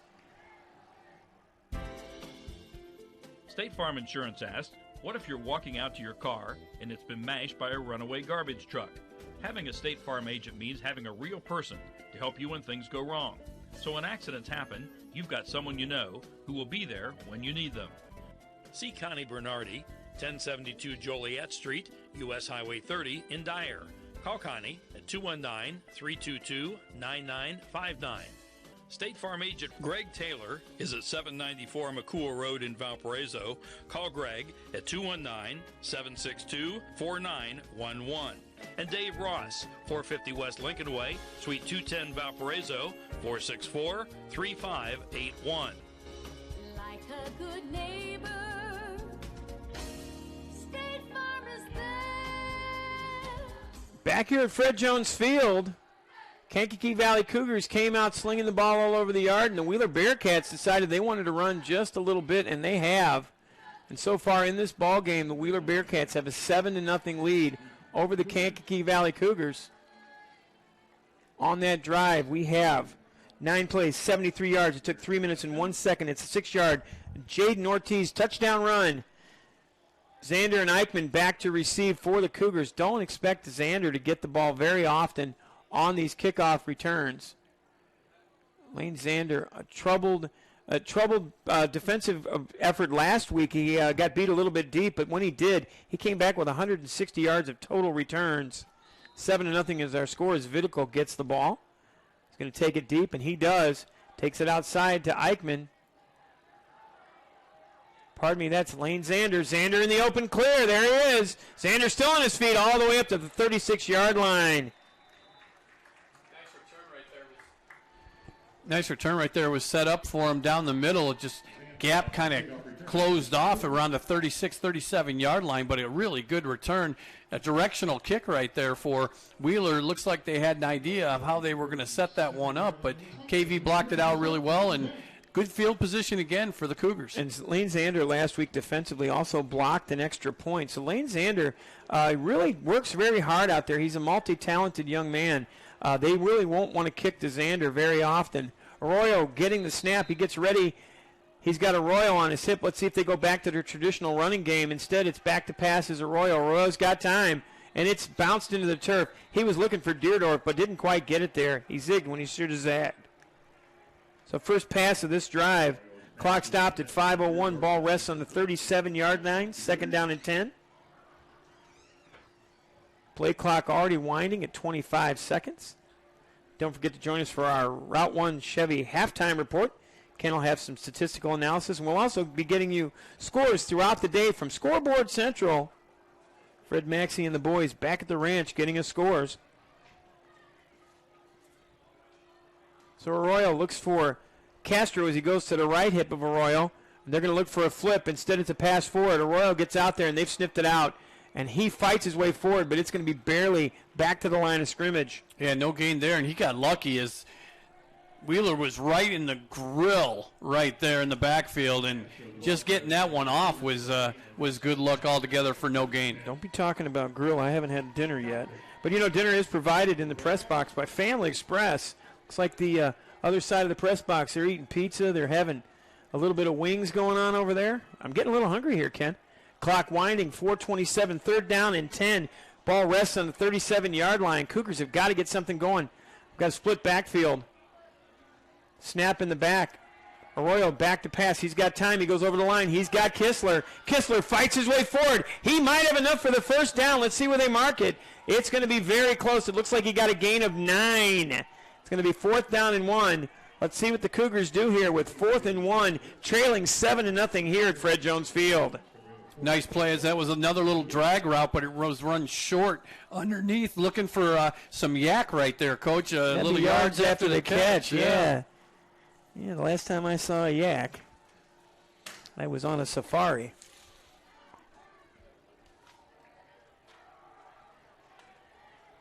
So the Cougars are going to go for it on 4th and 1. Ball rests on the 46-yard line. They hand it off to Castro inside. Castro's got the 1st down. Yeah, and then some. Nice run by Castro. Give him a gain of 6. So a gain of 6 on 4th and 1. Cougars might need that as a spark. Remember last year, Kankakee Valley dominated this game. But this is a different Wheeler Bearcat team. It's definitely a different Wheeler Bearcat team this season, Coach. Well, I'll tell you, they don't have big numbers. You look at the other side of the field, and you just know that they're playing a bunch of kids both ways, and they're doing a heck of a job here at the start of this ball game. We'll get you updates from Scoreboard Central as an end around. Let's put it in the hands of Lane Zander. Zander in the secondary. Zander at the 30. He's pushed out of bounds at the 20-yard line. That's what the Cougars need. Zander pushed out of bounds at the 20-yard line. Looks like a gain of 29 yards on that run. Let's see where they mark the ball. I think that's going to be 27. I think he stepped out a couple feet short of that, Coach. 27. I'm looking at the other linesman on the opposite side where they're setting the chain gang, and it's 27-yard gain. A great play around end. That's going to count as a pass. It was a forward lateral. We've got to get the ball in the hands of Lane Zander. That's for sure. Eichmann into the ball game as Zander takes a rest. Ball first and 10 on the 23-yard line. 2:57 as Arroyo hands it inside. And instead, Arroyo keeps it. He's down the middle. Arroyo in the end zone. He's going to go all the way. Touchdown, Cougars. 24-yard rush. That was a read option from Diego Arroyo. He found the end zone. The extra point will make it tied. We're 7-6. Cougars back in this ball game. So 23-yard touchdown run for Arroyo. Well, after you just saw Zander do the little pitch in front for the end around, basically, they fake it this time, and Arroyo takes it. Really nice job on the read option. Read the end. If he comes upfield, you tuck it in, and there he did. 7 plays, 64 yards. Kick on the way. It is no good. Shanked off to the side, so the extra point no good, but the Cougars get on the board, and they've got a 7-6 touchdown lead for the Wheeler Bearcats. Again, Coach, I'm going to go to Ivy Tech Lake County and learn to read. As a matter of fact, let's hear from our friends at Ivy Tech Lake County. Your future is waiting at Ivy Tech Lake County. From information technology to healthcare, automotive to hospitality, Ivy Tech Lake County has programs designed to get you where you need to be so you're ready for the job you want. They have new classes starting in October, so come in and register today. Call 219-392-3600 or visit ivytech.edu/Lake County and enroll today. Your future begins this fall at Ivy Tech Lake County. NITCO is proud to support athletes around Northwest Indiana. Residents of Jasper and Newton County, you may qualify for up to 100 megabits of high-speed broadband from NITCO and the best Wi-Fi experience ever with our new Wi-Fi Plus. Also new is our NITCO IPTV television service. Go for the win with NITCO's infinitely friendlier customer service when ordering. Call 219-996-2981 or on the web at nitco.com and be connected. Always at NITCO. Back here at Fred Jones Field, Cougars get the touchdown, miss the extra point. 7-6 is our score. End over end kick will be received by Compton. Compton comes to the middle. He's at the 25. He's to the outside. Nice job to stick him on the outside. Tackle's going to be credited to Logan Burke, I do believe. Nick Boersma joining us in the press box here. Good to see you here, Mr. Band Director, sir. Good to be seen, he says. Of course it is. Wheeler Bearcats are going to take over. First and 10 on the 23-yard line. Good job by the Cougars to stop that one. So the Wheeler Bearcats got an early touchdown, but the Cougars might be figuring something out here. Nice job by Arroyo on that read option. That's what the Cougars need. They need a little bit of a different offensive look than just Lane Zander. Snap back to the quarterback. They're going to hand it inside. Not this time. Good job by the Cougars. It's going to be a 4-yard loss. Kankakee Valley figured something out there, Coach. Well, they stuffed the middle. I mean, they slanted the line right there and had absolutely no room for Ortiz. They got enough of Ortiz on that first drive. I think they made a few adjustments. And Kleemzak, actually, the problem with this is they can spread you out on offense as they go with their 4 wide receivers. It's Keegan Keel, Vetical, Compton on the outside, along with Harovich as the H-back. On the near side, they're going to bring over an extra wide receiver for Wheeler. That's David Diaz on the near side. Compton in motion. They're looking for an end around, but instead the Cougars stop it again. Give him a gain of maybe 2. You know, really nice job on the outside there with contained for Kankakee Valley. Turned him up into his buddies. That's all you got to do. Come up the field, set the edge, make sure keep contained, and make them turn inside to the big uglies. That was a great job by Kankakee Valley. They're big, but I don't think they're ugly. And Deerdorf moved in from a defensive back position last year. He was an oversized defensive back. This year, he's playing defensive end. He's got a little bit more size, and he's got a little more savvy. He knows also how to drop back in coverage. But he ran his lanes up the field, contained Compton on the end around. Now the Wheeler Bearcats spread out the field again. Klimzak will be in a passing down. But instead, it's going to be timeout on the field. It's going to be taken by the Wheeler Bearcats. We'll take it as well. 1:21 to go in the first quarter of play. Kankakee Valley trails 7-6 here on Regional Radio Sports. Route 1 Chevrolet is proud to support Northwest Indiana High School athletics, as well as serve the new and pre-owned vehicle and service needs of customers in Northwest Indiana. Over the past decade, Route 1 Chevrolet in Momence, Illinois, has consistently received the highest sales and service customer satisfaction ratings of any General Motors dealer in all of Chicagoland and Northwest Indiana. Their customers have made them number one. When you think of what is important to you, think of number one, Route 1. Route 1 is open from 9 a.m. to 6 p.m. Monday through Friday and 9 a.m. to 5 p.m. on Saturday. Route 1 is conveniently located at 631 North Dixie Highway in Momence, Illinois. Route 1 is 10 minutes from Lowell, 15 minutes from Cedar Lake, and 20 minutes from DeMott. In all cases, Northwest Indiana customers are only moments from Momence. Route 1 can be reached at 815-424-6068 and can be found on the web at Route1Chevy.com. I thank our friends at Route 1 for their sponsorship of Indiana High School soccer as well. You can join me and Mike Knezovich, the Hall of Famer, tomorrow morning as we'll have Kankakee Valley taking on the Maryville Pirates on Regional Radio Sports. Klimzak in a true passing down. The ball's tipped to the outside. Compton was there, but the ball was shorthanded as it actually was tipped at the line of scrimmage by the defensive line. First time the Cougars have gotten a 3-and-out. It's going to be a punt for the Cougars. They've got a chance to get into this lead at 1:16 to go. Ball will be punted away by Wheeler. They were almost looking for the exact same outcome as the time that they threw it down here around the 15-yard line. Back shoulder attempt on the outside to Klimzak's right, and right there you either get a catch, you get an incompletion, or you get a PI. So not a bad play, actually pretty safe on Wheeler's part. Punt is away, rolling away from the return man, Lane Zander. They'll let it continue to roll. Ball moves out to the 40-yard line. How about the 39.5? And they're going to mark it at the 39.75 yard line with 1 minute and 1 second to go. 37-yard net with no return. I think you'd take that all day long. Absolutely. The Kankakee Valley Cougars will be in business just inside the 40-yard line with about $1 to go in this first quarter of play. The sky's clouding up a little bit, but weather not supposed to be coming in until later on tonight. And don't forget, tomorrow morning, Regional Radio Sports Network is your home for Indiana High School soccer, presented by Route 1 Chevrolet in Momence, Illinois. We'll have a non-conference battle between the Kankakee Valley Cougars and the Maryville Pirates. Maryville Pirates come in with a record of 1-2, and they're 0-2 in the DAC.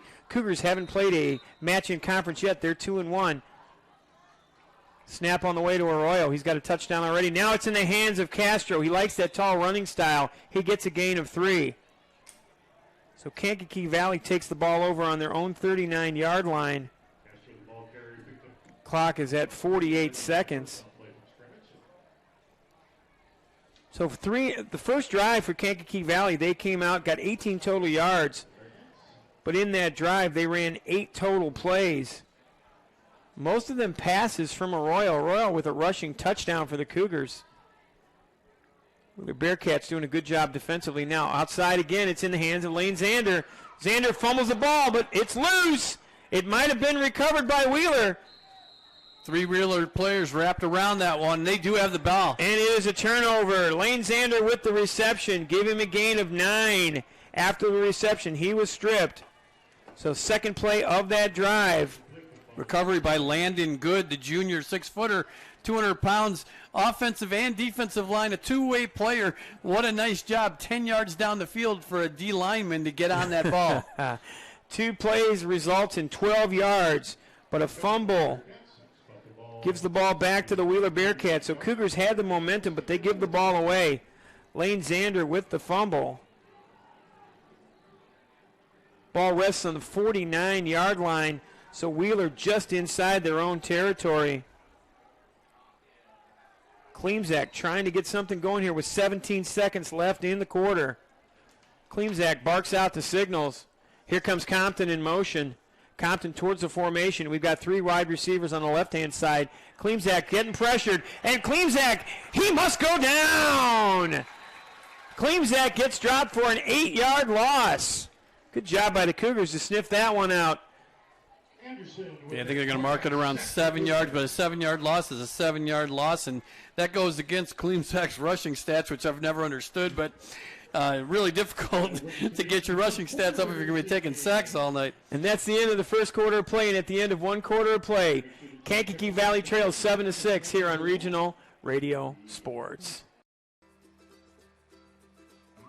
Every day, people turn to their local Family Express store to fuel up and find what they're looking for. They enjoy their fuel for the day, fuel for their vehicle. Even Grandma grabs some fuel for the grandkids before she gives them back to Mom and Dad. But what gives us all a little extra fuel? Saving money. And Family Express is helping you do just that with FE Perks. FE Perks is a rewards program helping you save money on fuel by purchasing everyday items. When you buy perked items like a pop or soda, depending on where you hail from, and a snack, items add up to even more savings. You save at least 3 cents off fuel every time you use FE Perks. Pick up your Family Express Perks card, register and get exclusive access to club cards, coupons, and free items in store. Download the app or sign up with your phone number for FE Perks by heading over to FamilyExpress.com.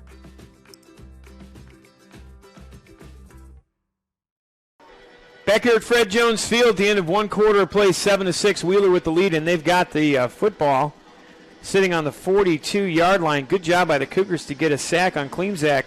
Coach Ken Anderson, your impressions of the first quarter? Well, I think we were talking about mistakes and controlling the football, and right now both teams are semi-balanced. I mean, Klimzak's throwing a little bit more here, but they really rushed it well, Wheeler did in the first quarter. Wheeler's played a cleaner game right now. Klimzak looking deep. He's got Compton. Compton got pushed off. A little contact out there. They're going to pick on Eichmann. Compton's got speed and size. Compton's not a small man out there. He's got one sock higher than the other. Maybe that's why he's so fast. Incomplete pass from Klimzak, but I like his form. You know, Lane Zander and Bryce Compton, we've got a battle here with 2 outstanding wideouts. And, I mean, it's a shame that Zander had that fumble. But, wow, both these guys look dangerous on the field. And like I was saying, Wheeler just a clean sheet here so far. No penalties, no turnovers. You've got Kankakee Valley with 3 penalties for a total of 37 yards and a fumble, a lost fumble in that first quarter alone. Wide receivers left and right. Back to Klimzak, 3rd and 18. He's going to air it out. He's looking deep. He's got Compton. Oh, and Compton, it was on his hands and incomplete, but they're going to call pass interference. Actually, the pass was not in the hands of Compton. It was to Tyne Vittical. Defensive back did not turn around, and that's the problem. Well, he got a little tug on his shirt. You know, we've actually had a little bit of a delay in our broadcast here on our screens, so I'll be able to actually... That's because they need a 30-second delay for me. Let's just remember that. Well, we do know that. And I think 30 seconds is being really optimistic, by the way. It's going to be an automatic first down. I rephrase that. It's not an automatic first down. It's going to be pass interference at a 15-yard penalty. So it's going to be 3rd down and 3 yards to go as they walk this one off. Well, and after watching that on the screen, it certainly was pass interference. He grabbed his arm right before the ball got there. So, and that was Kuster on the defensive coverage. Definitely is a first down. I really don't think it is. I think it's 3rd down and 3 yards to go. It is. It's going to be. Oh, no, they were. The chain gang was resetting. That's why. It's 3rd down and 3 yards to go. So it's a 15-yard penalty. It's not an automatic first down. So going from 3rd down and 18 yards to go. Right. The 3rd down and 3 yards to go at the 43-yard line. Line to gain will actually be 44. Man in motion to the left. Now it's hands off to Klimzak. And the Cougars fighting inside, and I don't think he got there. Well, he does a great job of keeping his legs moving. And, you know, that tells you when they run that play that they're going for it again. That you don't run that play up in the middle if you think you're one and punt. That's a 2-play call right there, and that's a 2-down event. So and that was Jaden Ortiz on the carry there, Coach. Did you mean to step on you there? No problem. He gained 2, and it's going to be a short one here. Actually, maybe a long one. 4th and maybe 1 3/4 is what we're looking at right now. I pull out my abacus and my quill pen and see what we can do. Line to gain the 41-yard line. So Compton comes to the near side, gives the thumbs up. It's not that he's positive. He wants to make sure he's good. They're going to hand it off on the inside, and that's 2 easy. First down and then some more, and he's gone. It's at the 15, 10, 5, breaks contained, touchdown, Wheeler Bearcats. Really an unbelievable run there for Jackson Smith. That's the second first down he's gained. He's run both fourth down plays. He's gained 3 for a first down on the first one and 41. As Jackson Smith with the 41-yard touchdown. A little bit of sloppy tackling on the interior there for KV, and once he broke into the secondary, he was gone. Jackson Smith with a 41-yard touchdown scamper through the line. Smith went for 4th and 1. He got in. It was 41 yards to the house. 13-6. Wheeler with the touchdown. Vidical with a chance for the extra point to extend the lead to 8. Snap on the way. Here's the hold. Oh, the good job by the holder to get it down. Vidical had to hesitate, but he got it through the uprights. It's 14-6. Wheeler with the lead here at Fred Jones Field. We'll take a 60 for the ensuing kickoff. We're back in 60 on Regional Radio Sports. Getting the kids to practice on time. Remembering if it's your day to bring snacks. Making it to the game with a clean jersey. Why are simple things sometimes so complicated?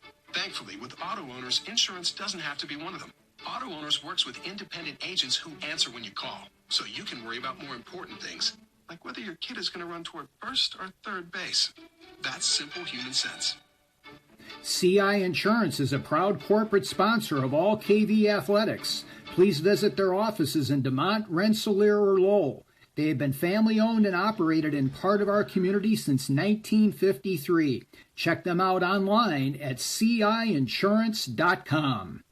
Back here at Fred Jones Field, Wheeler Bearcats, a different ball club than we saw last year, and they're running roughshod over the Kankakee Valley Cougars. Right now our score is 14-6.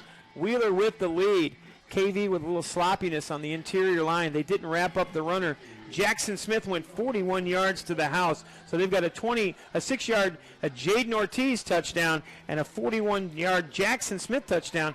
They're bookending a 23-yard touchdown run from Arroyo. The extra point was no good. Cougars are trailing at home in their home opener, 14-6. You know, a lot of teams will run power on fourth down, especially in short yard situations. Wheeler's run a counter both times, and Smith winds up getting the first down, and this time he takes it to the house, 41 yards.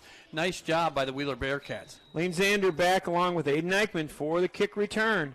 They're going to go end over end. They're going to get it in the hands of Zander. Zander takes it at the 5-yard line. He's up to the 10.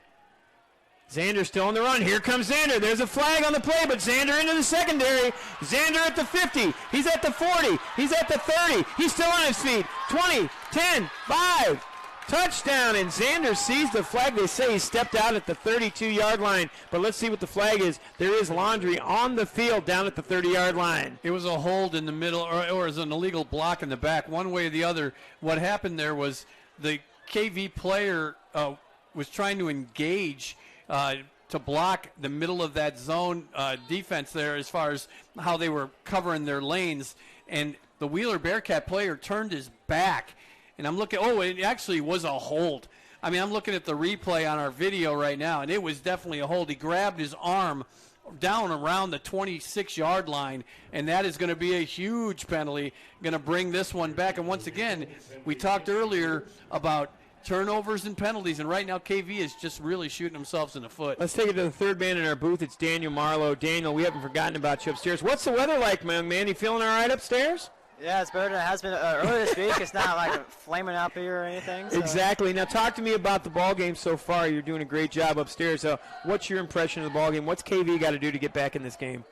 Just limit the turnovers and just keep the drives going. As long as they keep the drives going and limit the turnovers, they should be fine. They should be fine, but will they be fine? That's Daniel Marlowe. We'll bring him back for more of the broadcast at the half. Daniel Marlowe's comments brought to us by CI Insurance. You can find them here as a sponsor of Regional Radio Sports Network's coverage of Indiana high school football. He was marked out at the 32, Coach. Brings it back to the 16. So this one goes down as a 52-yard penalty. 52-yard penalties are not good in any sport. 5 penalties for KV, no penalties. A clean sheet here for the Wheeler Bearcats so far. Diego Arroyo back in shotgun formation. He's got Marco Castro on his left foot, slot receivers to the right. Arroyo gets the snap with 10:33 to go in the quarter. He'll be back to pass. Good job by the Cougars to protect. He's airing it out. He's got a man open. He just can't make the play with Eichmann. But there's a late flag. You talked about a clean sheet. It's going to be pass interference. Looks like they're looking for pass interference. It's going to be a 15-yard penalty. It's going to be first down Cougars. Let's see what the call is. That was a late flag, by the way. Yeah, definitely some contact in the secondary, but I don't know if the ball was catchable. C.J. Chaffer was back there, and he's going to be the one that gets called. So a 15-yard penalty. Eichmann gets his speed down the field. He gets grabbed on through. Take a look at that replay and see if you can see that, Coach, and see if there was contact. Replay in our booth. We enjoy that as well. 10:27 to go on the pass interference penalty. They'll walk off 15 yards. It was a late call. That one's tough. That one's tough. It looks like more that they got their feet tangled up, and the ball was 5, 6, 7 yards over his head. So I could see where Wheeler might have a little issue with that one. So receivers left and right for the Cougars. Again, Castro in the backfield on the hip of Arroyo. Arroyo takes the snap with 10:27 to go, and they've got a player. Did he jump off sides first? Let's see what they say. They're going to say motion. They're going to say motion on the Cougars. Legal procedure. So Kistler, the tight end, was just getting out, and it looked like maybe they were looking for Kistler out in the flat. He was trying to get out early. Got to get out when the snap count comes, not before. 5-yard penalty moves the Cougars back to the 26-yard line. It'll be 1st and 15. We're in the second quarter play, 14-6. Wheeler Bearcats with the lead. Again, Arroyo now has Castro on his right hip. He's got Deerdorf on the near side. Zander on the far side. Here comes the snap to Arroyo. They're going to hand it to Castro. Castro again fights forward. Maybe give him a gain of 3. Yeah, 3 sounds about right. With 10:27 left, you can't think in the half. You can't think that Coach Kennedy is real happy with his group as far as having 6 penalties and a turnover already. 6 penalties and a turnover on the Cougars. Heartbreak Hotel so far for the Cougars as the clock winds down towards 10 minutes. 14-6 is our score. Second down at 15. Ball on the 28-yard line. Might be a good time to establish this running game. So Castro comes to the left hip of Arroyo. Arroyo again barking out the signals. Let's see if there's a read option. Instead, it's going to be a straight drop. He gets a short pass. It's dropped. Straight drop into a drop. Absolutely, and that short pass looks like it might have been in the hands of Lane Zander. Let's see if we can see a number. It's either Zander or it's going to be Deerdorf. Actually, it was Deerdorf. Deerdorf hits himself in the chest and said, "That was me." Good job by Deerdorf this whole season. Checking the ball game is going to be Grayley Weaver. Weaver taken out of the starting lineup defensively, but he's out there on offense. Weaver's had a good ball game so far. Weaver will be on the near side as the receiver. They'll take Deerdorf to the far side. Ball again snapped to Arroyo. And he's going to get a read option. Arroyo into the secondary. Arroyo at the 40. He's pushed forward to the 44-yard line. They should run that play every single time as he gets a huge gain. Yeah, he doesn't have to get outside the pocket. The way they block it out, he winds up holding in the belly as long as he can and tons of space inside. He's a little quicker than you would think. I mean, he definitely gets in the secondary. You don't know what I think. You don't know how fast he is. No, you're right. I agree with you 100%. Center coming out for the Cougars. Looks like Kitchen's having a little bit of trouble. The biggest problem is I do know what you think. And 9:21 to go in our second quarter play, 1st and 10. Almost over Arroyo's head. They had problems with that last week. Now they get it outside to Eichmann. Eichmann fights his way into the secondary. Give him a gain of 4, but that was really a 7 or 8 yard run. So another completed pass for Arroyo. Arroyo's had a good half. That read option, it looked really good for the Cougars. Cougars get the ball up to just past the 45-yard line. 8:54 with the clock running. 14-6. Cougars trailing the Wheeler Bearcats. Wheeler Bearcats sure don't look like a 2A squad out there, do they, Coach Anderson? No, you gain confidence in games like this. You come play a bigger school on their home turf. You both got a loss. You get out there and establish a little bit of a ground game and see what happens. Sander in motion. There's a flag again. The ball's in the hands of Arroyo. Arroyo getting to the outside, but there will be a penalty on the Cougars. Moved up to the 48-yard lines. I'm pretty sure that's going to be motion. What you really got to like about both running games, I mean, Wheeler and Kankakee Valley, is they take no quarter. I mean, there is absolutely, after contact, no one is moving backwards that has the ball. The offensive players are initiating contact and they're gaining ground on the lean. So really a nice job by both of these squads running the football right now. Ball pushed back. Now it's going to be 2nd down and 13 yards to go. Ball will be back to the 46-yard line, and that's one thing that we heard in the pregame interviews, and we appreciate both coaches' time on those pregame interviews, is that Kankakee Valley will punch you in the mouth. The problem is right now Wheeler's doing the exact same thing. As Kitchen again with a little hitch in his giddy-up comes to the line. Renfro, Dudlinger, Kitchen. It sounds like a law firm in Burke doing a great job up front. Kitchen, and Burke. That's right. Split backfield by Arroyo. Arroyo hands it off inside to Castro. Castro, how did he hold on to that ball? Fights it forward back to the original line of scrimmage. Give him a gain of 3. It'll make it 3rd down and 9 to go. I think you do. I think you're onto something, Coach, as far as Mason Kitchen. He definitely has got a noticeable limp coming up to the line.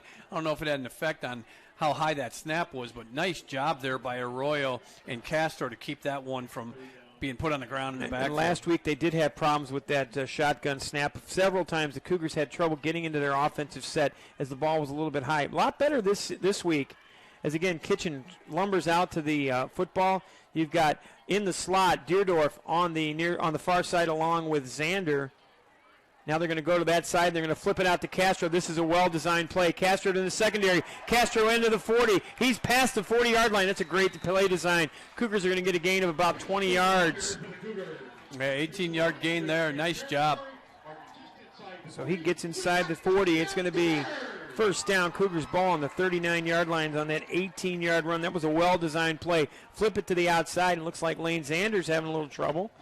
Well, I will tell you, it's not hard to, if I ever forget that the Cougars got a 1st down. Mike Coffer, he's an institution. Don't you be talking about Mike Coffer now. I'm happy that he's here, and I am happy. He wakes me up every time I'm forgetting about a 1st down. Back to Arroyo. He's got a man on the outside. He's wide open. There's Eichmann with the reception. What a great look to the outside. Eichmann receives it at the 11-yard line. Call it a gain of 28. Another 1st down, Cougars.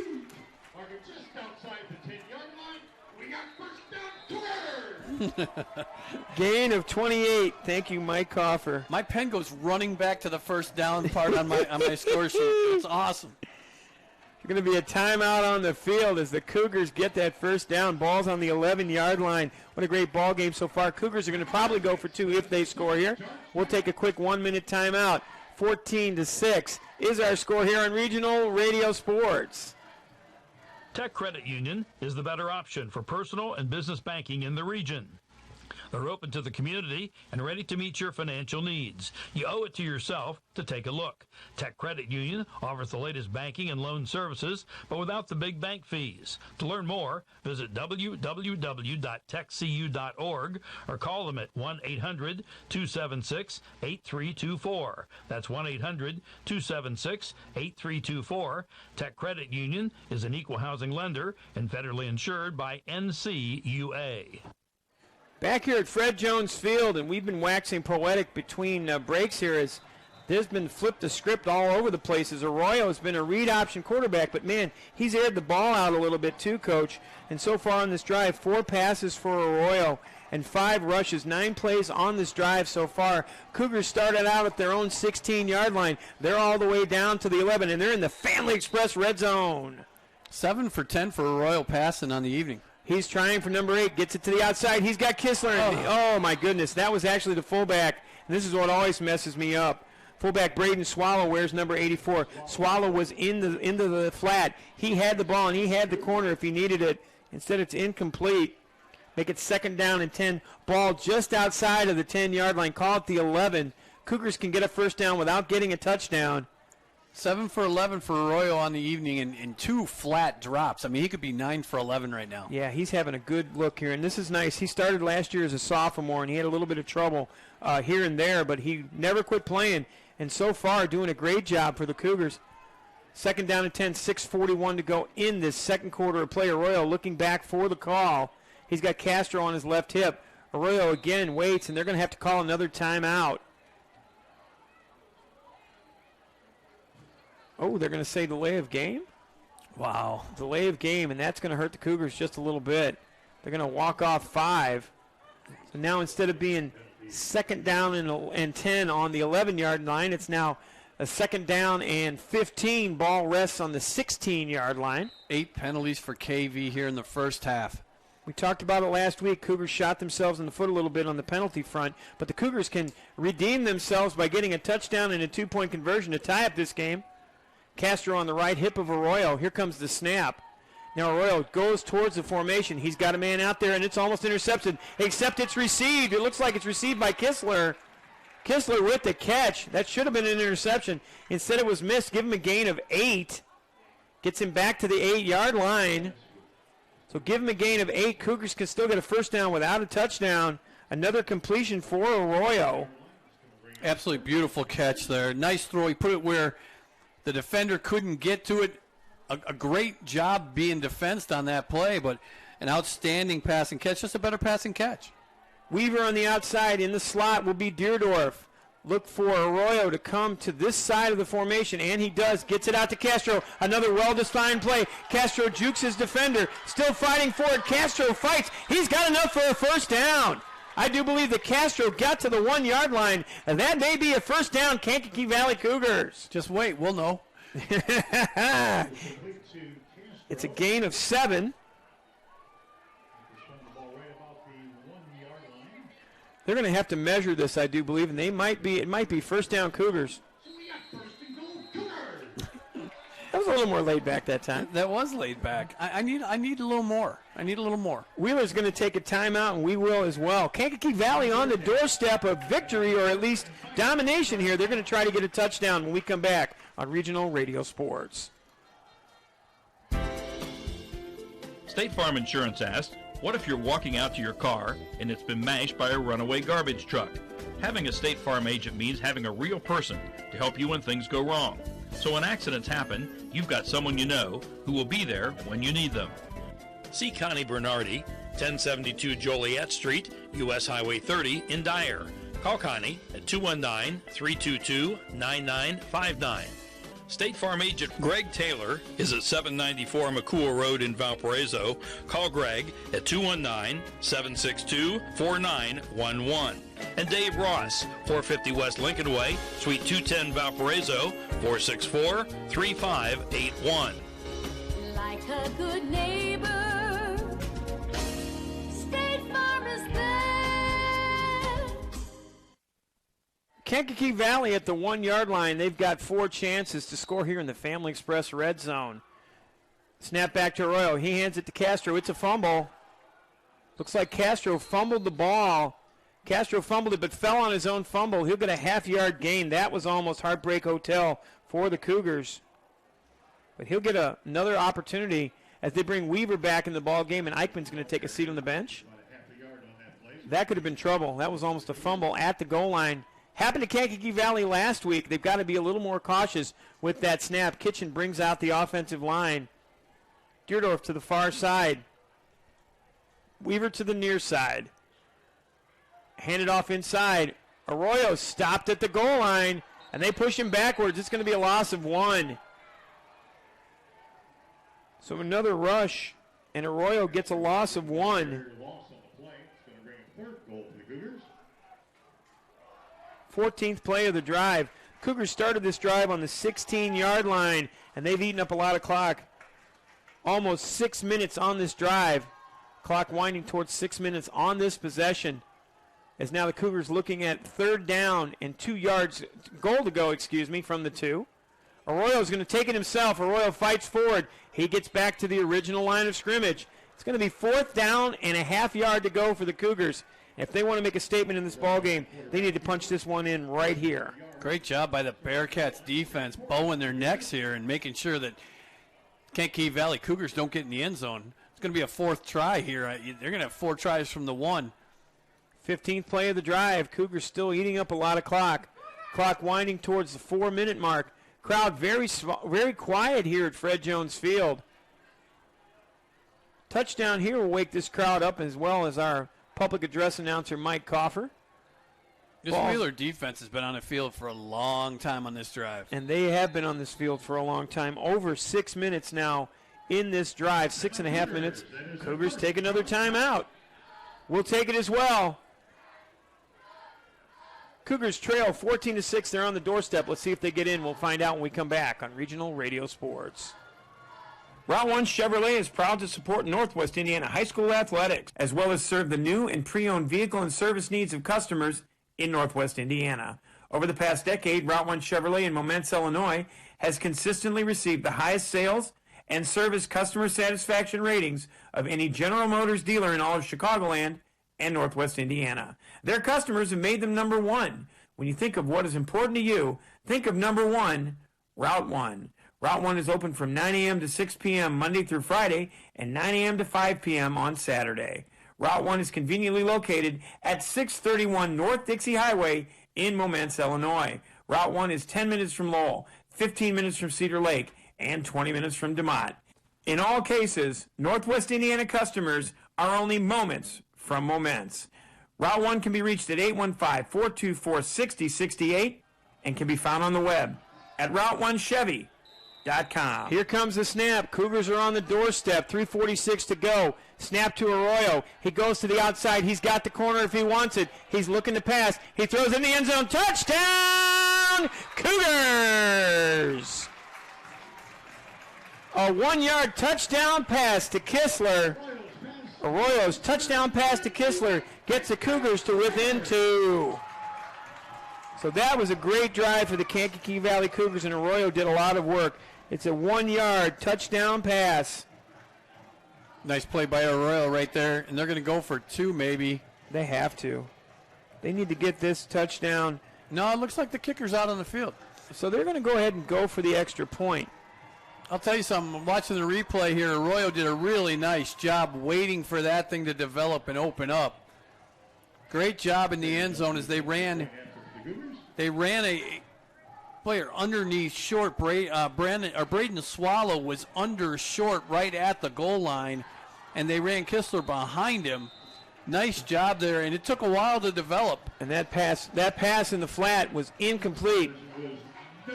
So the extra point was no good. Point no good means that the Cougars trail 14-12. We'll take a quick timeout. Cougars are back in this ball game. 14-12 is our score here on Regional Radio Sports. Battles aren't won solely on the field. Battles are won within. Over enemies of fear. Enemies of doubt. In that place where promises are kept. In the heart of every Marine, you'll find a promise. A promise of battles won. So the Cougars tried for the fake on the extra point. Diego Arroyo was the holder. The snap came from Braden Swallow, but the incomplete pass actually intercepted on that try. Kankakee Valley Cougars went for 2 in a roundabout kind of way. They played a little herky-jerky with a lot of things this season. They get the touchdown, though. It was a 1-yard touchdown pass on that drive. 6 minutes and 57 seconds, 17 plays, took 84 yards. 1-yard pass from Arroyo to Kistler. Cougars trail 14-12 here on Regional Radio Sports. So back to receive. Again, it's going to be Compton back there. Look for the Cougars for another end-over-end kick towards the side of Compton. Ball stays in bounds. Now Compton's got it at the 20, 25. He gets to the outside. Cougars are all over him. Good job on the outside from Kankakee Valley. Give the first shot there again to Edward Ritchie. 6 foot, 150-pound junior outside linebacker and offensive lineman. Made a nice stop. Compton tried to go outside, couldn't get there. Wheeler's going to take over. 1st and 10 on their 24-yard line. 24-yard line, and that's where Bearcats will start. 1st and 10. 3 minutes and 30 seconds to go in the first half of play. Wheeler's going to get the ball to start the second half as well. Don't forget to join us for our Route 1 Chevy halftime report. We'll give you some statistics, and we'll also get some updates from our friends at Scoreboard Central. It's a big drive for Wheeler and also a big drive for KV. Wheeler getting the ball in the second half. Klimzak hands it off. No, he doesn't. He gets it outside in the flat, and it's complete. Nice job by Klimzak to find his receiver. Klimzak with a little handoff. He almost got stopped. It was right at the first down marker. And it was received by Joey Makachura with the reception. Give Makachura a little bit of a gain. What are they going to say? 11, I think. I think it's a first down. Oh, there's a penalty flag on the field, it looks like. It's going to be holding on the Wheeler Bearcats. We saw a little laundry late here. There we go. So Makachura with the reception, but there's holding after the reception. So wipe off the completion. That would have been Caleb Klimzak's first completion of the ball game. And that's amazing. Klimzak's had a great season. Second penalty on the Wheeler Bearcats. This one goes for 10. 2 for 25 in the first half here for Wheeler. Pales in comparison to KV's 117 on 8. Coach Kennedy, I'm sure, going to keep that cleaned up at halftime. Got some scoreboard central updates we'll get at halftime. Maryville 21-0 over the Hobart Brickies. Hanover Central 14-0 over the Morton Governors. Mechaniqua also trailing Knox 8-6. Klimzak out in the flat. Good job defensively to get his hand outside. No penalty flag. Good defensive stop on the outside to defend that, and that's number 22, Marco Castro. The junior goes both ways. He came in from the linebacker position. Incomplete pass. So an incomplete pass on the second play of this drive. Continues to be second down and 20 yards to go with 3:05 to go. Ball resting on the 14-yard line for the Wheeler Bearcats. They've gone 10 yards in the wrong direction. Amazing what a little pressure on the quarterback will do. Pressure in any part of life, actually. Backpedaling right there. Klimzak had a tough time getting that one out into the flat. Handoff inside. Cougars have sniffed it out. Good job by the Cougars to get a stop. It'll be a loss of 3. Kankakee Valley might call timeout on that one. See if the Cougars do call timeout. I think they did. It is a timeout for the Kankakee Valley Cougars. 14-12 is our score. It's going to be third down and 23 yards to go. Ball's going to be on the 11-yard line for the Wheeler Bearcats. Cougars are going to stop here. Long down and distance. Well, Coach Ken Anderson, let's get some more scores from Scoreboard Central. Maryville 14-0. Now it's 21-0. Adams 15-8 over Logansport. Concord 14-7 over Jimtown. At the half, Mishawaka Marion 21-14 over Culver Academy. Of that game on Regional Radio Sports. Hanover Central again 14-0 over Morton.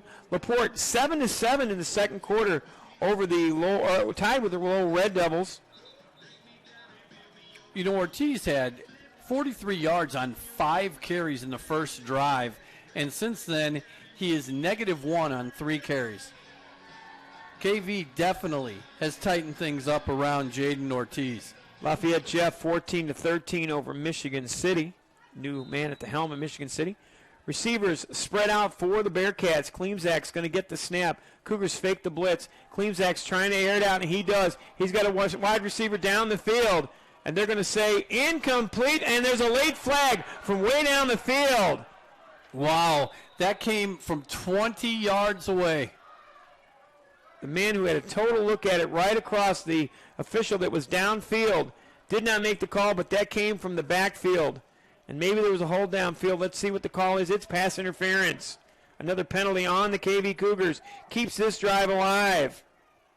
Actually, I apologize. It was third down and 21, which is going to make it third down and 6. Ball's going to be moved 15 yards forward, so it's going to be on the 27-yard line.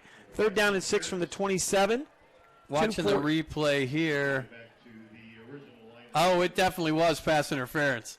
That ball would have been caught, and the defender never turned around, just put his hands dead straight up. To be honest with you, I don't know how the official that was on the play didn't throw the flag. That was a good call. If you want to be an official, go to IHSAA.org and click the term officials. Don't be an amateur in the stands. Become a pro as well. We need all the help we can get here in the IHSAA, so go to IHSAA.com and click the word officials. It's like they only walked off 10 yards, so it looks like it's going to be third down and 7. No, that was actually 15. It was 20. It's about third down and 7. You're right, but it was third down and 22. Clock stopped at 2:49. Don't mean to step on you again. Third down and 7. Ball on the 27. Klimzak trying to air it out. Klimzak, the junior, with a very lively arm. Snap back to Klimzak. Here he's looking out in the flat. He's got Compton out there. Nice break out of there. Good job to break out of that route. Interesting call coming here. McAtura with the reception. So McAtura broke out of that route. That was a great job on him, on his part, to get to the outside. But it is an interesting call. Actually, they're going to say it was enough for a first down. He just got the yards to gain. He just got it. It looked like he was a little bit short when they first marked the ball, but that's the first reception or first completion for Caleb Klimzak on the afternoon. I'm sorry, that's the second reception. Correct. As Bryce Compton caught one earlier in the ballgame. 1st and 10 ball on the 34-yard line. Deuces are wild. 2:22 to go in our second quarter of play. Klimzak barks out the signals. Now he goes to the left side of the formation, throws against his body. Nice job to the outside to number 2.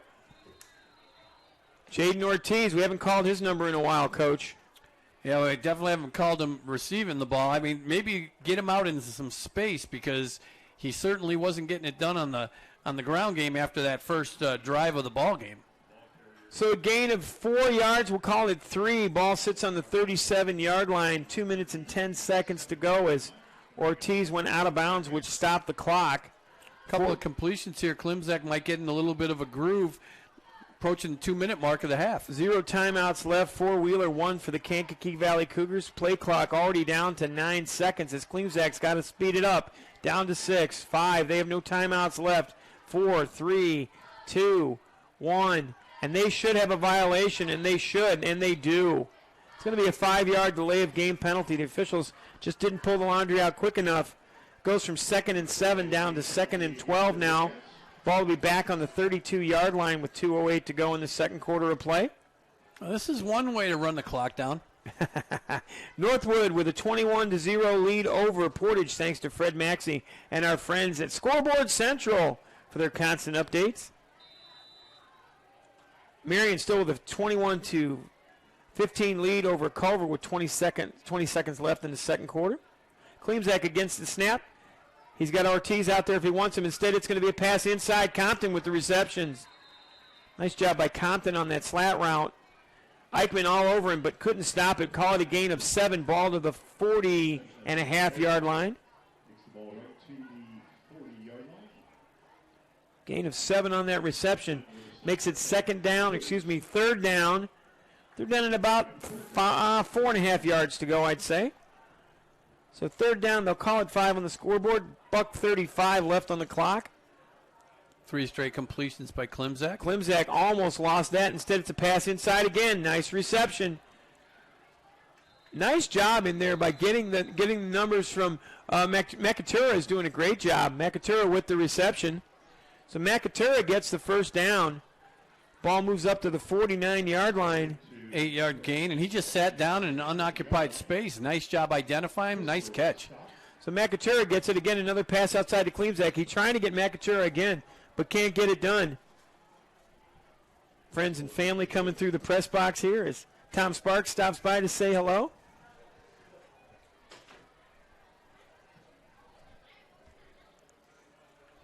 Calling an incompletion, stops the clock with 1:15 to go in this second quarter of play. 2nd and 10, ball on the 49-yard line, just resting outside the midfield stripe. 14-12, KV trails against the Wheeler Bearcats. Don't forget, Wheeler will have the ball to start the second half. Klimzak again barks out the signals. Now he looks downfield. He's going to try to air it out. He pumps it. He lets it go. He's got a man instead. Is it an interception? It should be. And they say no, he's out of bounds. Wow, that was close. Close on the far sideline. It's opposite of our broadcast position, but you'll get a chance to take a look looked at like it. He might have had a foot down. I thought that he did as well. Out there in coverage for the Cougars was the linebacker Nolan Kustra. Kustra moved up to the outside linebacker spot. He started the season as a free safety. 3rd down and 10. Ball resting on the 49-yard line. 1:07 to go in this first half of play. Again, Klimzak goes to the right side of the formation. He's got a receiver out there, and he drops it. So the Cougars may get a chance to get the ball back because it's going to be 4th down and 10 on the incompletion. And he was. We just saw the replay up in the booth here, and he definitely was. On the line, but really, really close to being in bounds there. I think he just didn't know where the sideline was because his foot just landed first foot down landed on the sideline. Cameraman taking a look at the fans in the stands. Klimczak had a nice little run of completions there, but he's certainly not having an efficient night so far passing the ball. So Klimczak actually, Bryce Compton back to punt, shorts it. It's going to roll sideways. Xander's got to get away from it. Ball's going to roll to just about the 30-yard line with 53 seconds to go. Cougars are going to take over on the 30-yard line, 1st and 10. 25-yard drive there for Wheeler. Ran some clock. It was a couple minutes off the clock, but they've left a little less than a minute here for the KV Cougars. You could see this Kirk Kennedy coach team maybe going into halftime with a lead. 9 plays on that drive, 2 minutes and 37 seconds. Cougars are going to have to do a little bit of work. They only have 1 timeout left and 53 seconds. So Kankakee Valley gets the ball on their own 30-yard line. They'll call it the 31. We're going to see how Kitchen comes out in the second half because he's still having trouble. Mason Kitchen, the center, brother to his right-hand side, Miles Kitchen. Snap back to Arroyo. Arroyo back to pass. He's had a good half. Arroyo airs it out to the outside.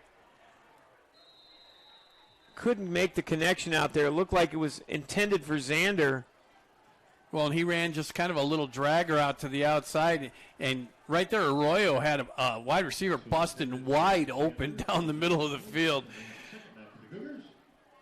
So Xander's going to come off the field. Xander's done a lot of work so far. Grayley Weaver into the ball game. He'll be the near man. In the slot will be Deerdorf. On the right hip of Arroyo will be Castro. Arroyo's waiting for the snap. He's back to pass again. Good job by the Cougars to protect. Underneath, it's going to be to the fullback. Nice job by the Cougars to hit the fullback on the drag route underneath. And you called it. Braden Swallow with the reception. Swallow with a huge gain. Ball goes from the 31 all the way up to the 47. Call it a gain of 16 yards. So 16-yard gain for Swallow. We got a first down, Cougars. 39 seconds. It's only taken up 17 seconds so far to move it to Doggone near half field. So I think that drag route's open all night long. If you bring a guy from a different side of the formation, I think you're going to get some running room on the outside. Deerdorf on the near side. Eichmann on the far side.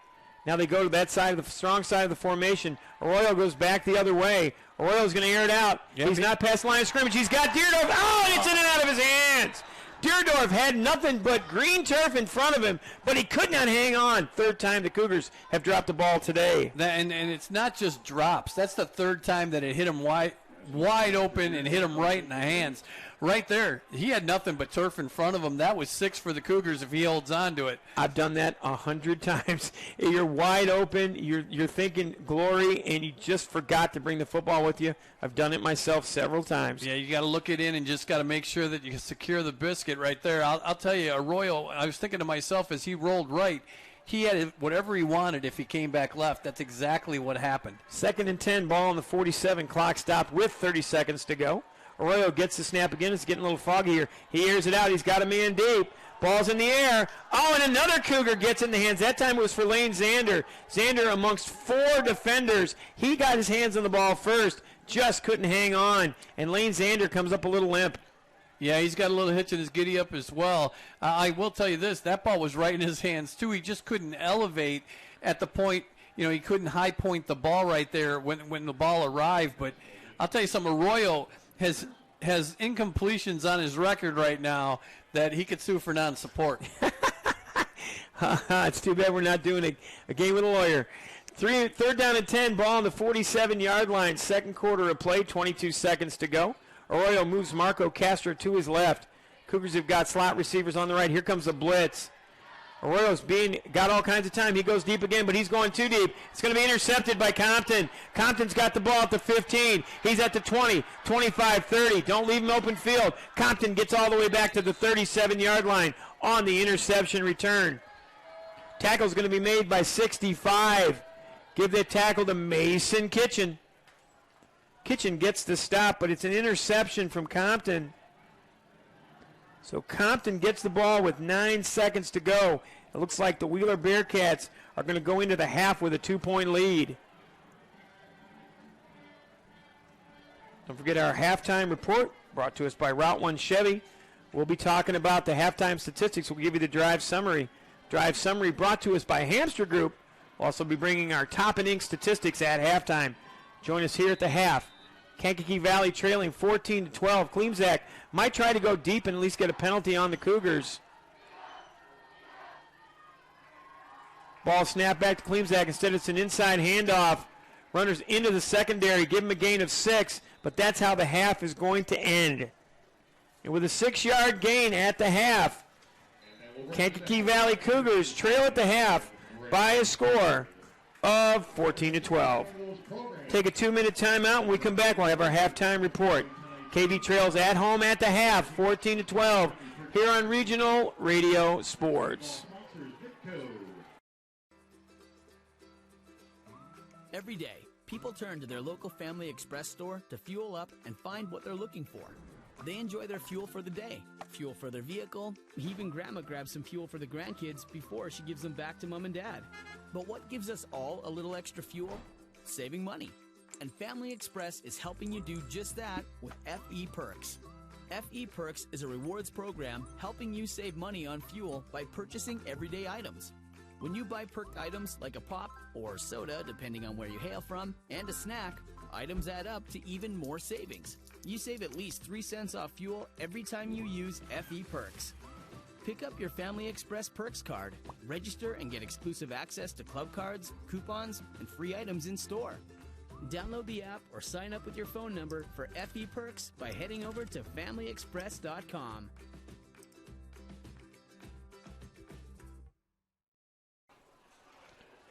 Back here at Fred Jones Field, this is the Route 1 Chevy halftime report brought to us by Route 1 Chevy, a proud sponsor of Northwest Indiana Athletics. Remember, you're only moments from Moments. They're on Dixie Highway in Moments, and you can find Route 1 Chevy. You're only 20 minutes away in DeMott and Wheatfield from Route 1 Chevy. Our halftime scoring statistics are going to be brought to us by Top and Ink. Top and Ink is a family-owned remodeling and construction business specializing in remodeling projects, new construction, room additions, as well as siding, roofing, and replacement windows. Based in DeMott, they service Jasper and Newton counties, but they also service Bass Lake, Lake Maxinkuckee, Knox, and Culver. And they're an A-plus member of the Better Business Bureau. If you're seeking employment opportunities, their phone number is 219-928-3106. They're on the web at topandink.com. Halftime report also brought to us by the Hamster Group. For more than 50 years, the Hamster Group has established itself as a leader in the communities of Northwest Indiana and surrounding areas. Whether it be in the development of retail shopping centers, commercial offices, agricultural centers, municipal facilities, or a number of other property types, Hamster Builders has the answers to meet the needs of their customers and communities. Hamster Group in Wheatfield, for quality you can build on. Call them at 219-956-3111 or look them up on the web at hamstergroup.com. Well, the first drive of the ball game from the Kankakee Valley Cougars resulted in 8 plays and 18 yards. And they gave the ball up to the Wheeler Bearcats. Bearcats went 9 plays, 37 yards. It took 3 minutes and 1 second for Jaden Ortiz to find the end zone on a 6-yard touchdown scamper. It was 7-0 after the extra point. Wheeler with the lead. Cougars answered on the next drive. They went 7 plays, 64 yards. That drive took 2 minutes and 18 seconds, and in 2 minutes and 18 seconds it was capped off by a 23-yard Arroyo touchdown run, but the extra point was no good. Cougars trailed 7-6. Wheeler got the ball back and went 3 plays, went negative 2 yards. They punted the ball away to the Cougars. Cougars had 2 plays, 12 yards, but with 1:01 left in the first quarter, there was a fumble from Lane Zander, gave the ball back to the Wheeler Bearcats near midfield. Wheeler started on their 49-yard line and went 5 plays and 51 yards, but the big play was a 4th-and-1 run that turned into a Jackson Smith 41-yard touchdown run. The extra point made it 14-6. Cougars were trailing at that point. But on the next drive, the Kankakee Valley Cougars got their ball on the 16-yard line. The clock started at 10:33, and it took them till 3:38, 6 minutes and 57 seconds, 17 plays, 84 yards. Ended up with a 1-yard touchdown pass from Arroyo to Kistler. Put the ball in the end zone, and then the Cougars tried to fake the the extra point to get a 2-point conversion. And again, the Cougars did not score, and they trailed 14-12. And after that, the Wheeler Bearcats got the ball back. They had a 9-play drive, but they only went 25 yards because penalties did them in. They went 2 minutes and 37 seconds, but had to give the ball back to Kankakee Valley. Kankakee Valley threw 5 passes, started on the 30-yard line, got the ball all the way downfield, but it was straight out of Compton as Bryce Compton got the interception. He brought it back to the 16-yard line. One play was a handoff to the running back, Jaden Ortiz, who's had a huge first half. Last week he had 24 rushes for 74 yards. He's probably near that total right now. At the half, it all adds up to a 14-12 score. And Coach Ken Anderson, do you have some more statistics, or are you still fabricating over there? This evening, the band and the guard will present. Fabricating is a tough word. Okay, well, I don't think it's fabricating. What would you call this it? isn't an industrial event right here. No, I would call it just pushing some ink on a page. Yeah, you got a lot of ink going on over there. We're getting there little by little. There's a lot of plays to be calculated up. We'll go ahead and take a 2-minute timeout. When we come back, Coach Anderson will take off his shoes and count to 20 at the half in the Route 1 Chevy halftime report. Kankakee Valley trails Wheeler 14-12 on Regional Radio Sports. Route 1 Chevrolet is proud to support Northwest Indiana High School athletics, as well as serve the new and pre-owned vehicle and service needs of customers in Northwest Indiana. Over the past decade, Route 1 Chevrolet in Momence, Illinois, has consistently received the highest sales and service customer satisfaction ratings of any General Motors dealer in all of Chicagoland and Northwest Indiana. Their customers have made them number one. When you think of what is important to you, think of number one, Route 1. Route 1 is open from 9 a.m. to 6 p.m. Monday through Friday and 9 a.m. to 5 p.m. on Saturday. Route 1 is conveniently located at 631 North Dixie Highway in Momence, Illinois. Route 1 is 10 minutes from Lowell, 15 minutes from Cedar Lake, and 20 minutes from DeMott. In all cases, Northwest Indiana customers are only moments from Momence. Route 1 can be reached at 815-424-6068 and can be found on the web at route1chevy.com. We develop quality citizens who keep our core, our country, and our communities side by side on the winning side. Not for glory, but for honor. For a code that isn't written or spoken, but lived. It's what we do. It's who we are. It's the battle cry of our fighting spirit. Battles won. See all the battles Marines fight to win at Marines.com.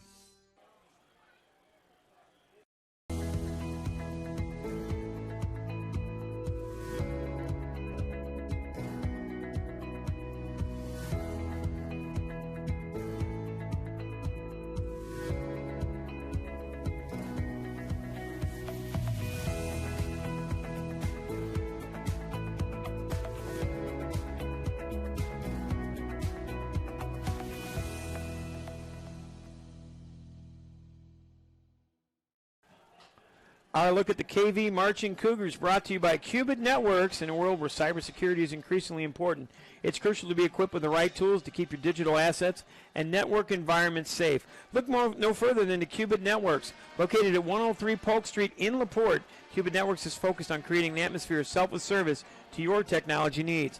They take security seriously, and Ken, so should you. Visit them online at qubitnet.com or give them a call at 219-369-4357. Qubit Networks, moving and storing data fast and safe. And Ken Anderson continues to get the data over there. Let's go ahead and take a look at our scores from Scoreboard Central. Get to our good luck to our friend at Fred Maxey. 7-7, Lowell and LaPorte tied at the half. Tanner Camps got a score here at the 21-14. Marion still with the lead. Go ahead and give an update to Scoreboard Central. 14-12, Wheeler with the lead at the half. If I can learn how to type here. 14-12, Wheeler leads at the half here on Scoreboard Central. So again, our friends at Scoreboard Central keeping us up. Knocks over Mechaniquois,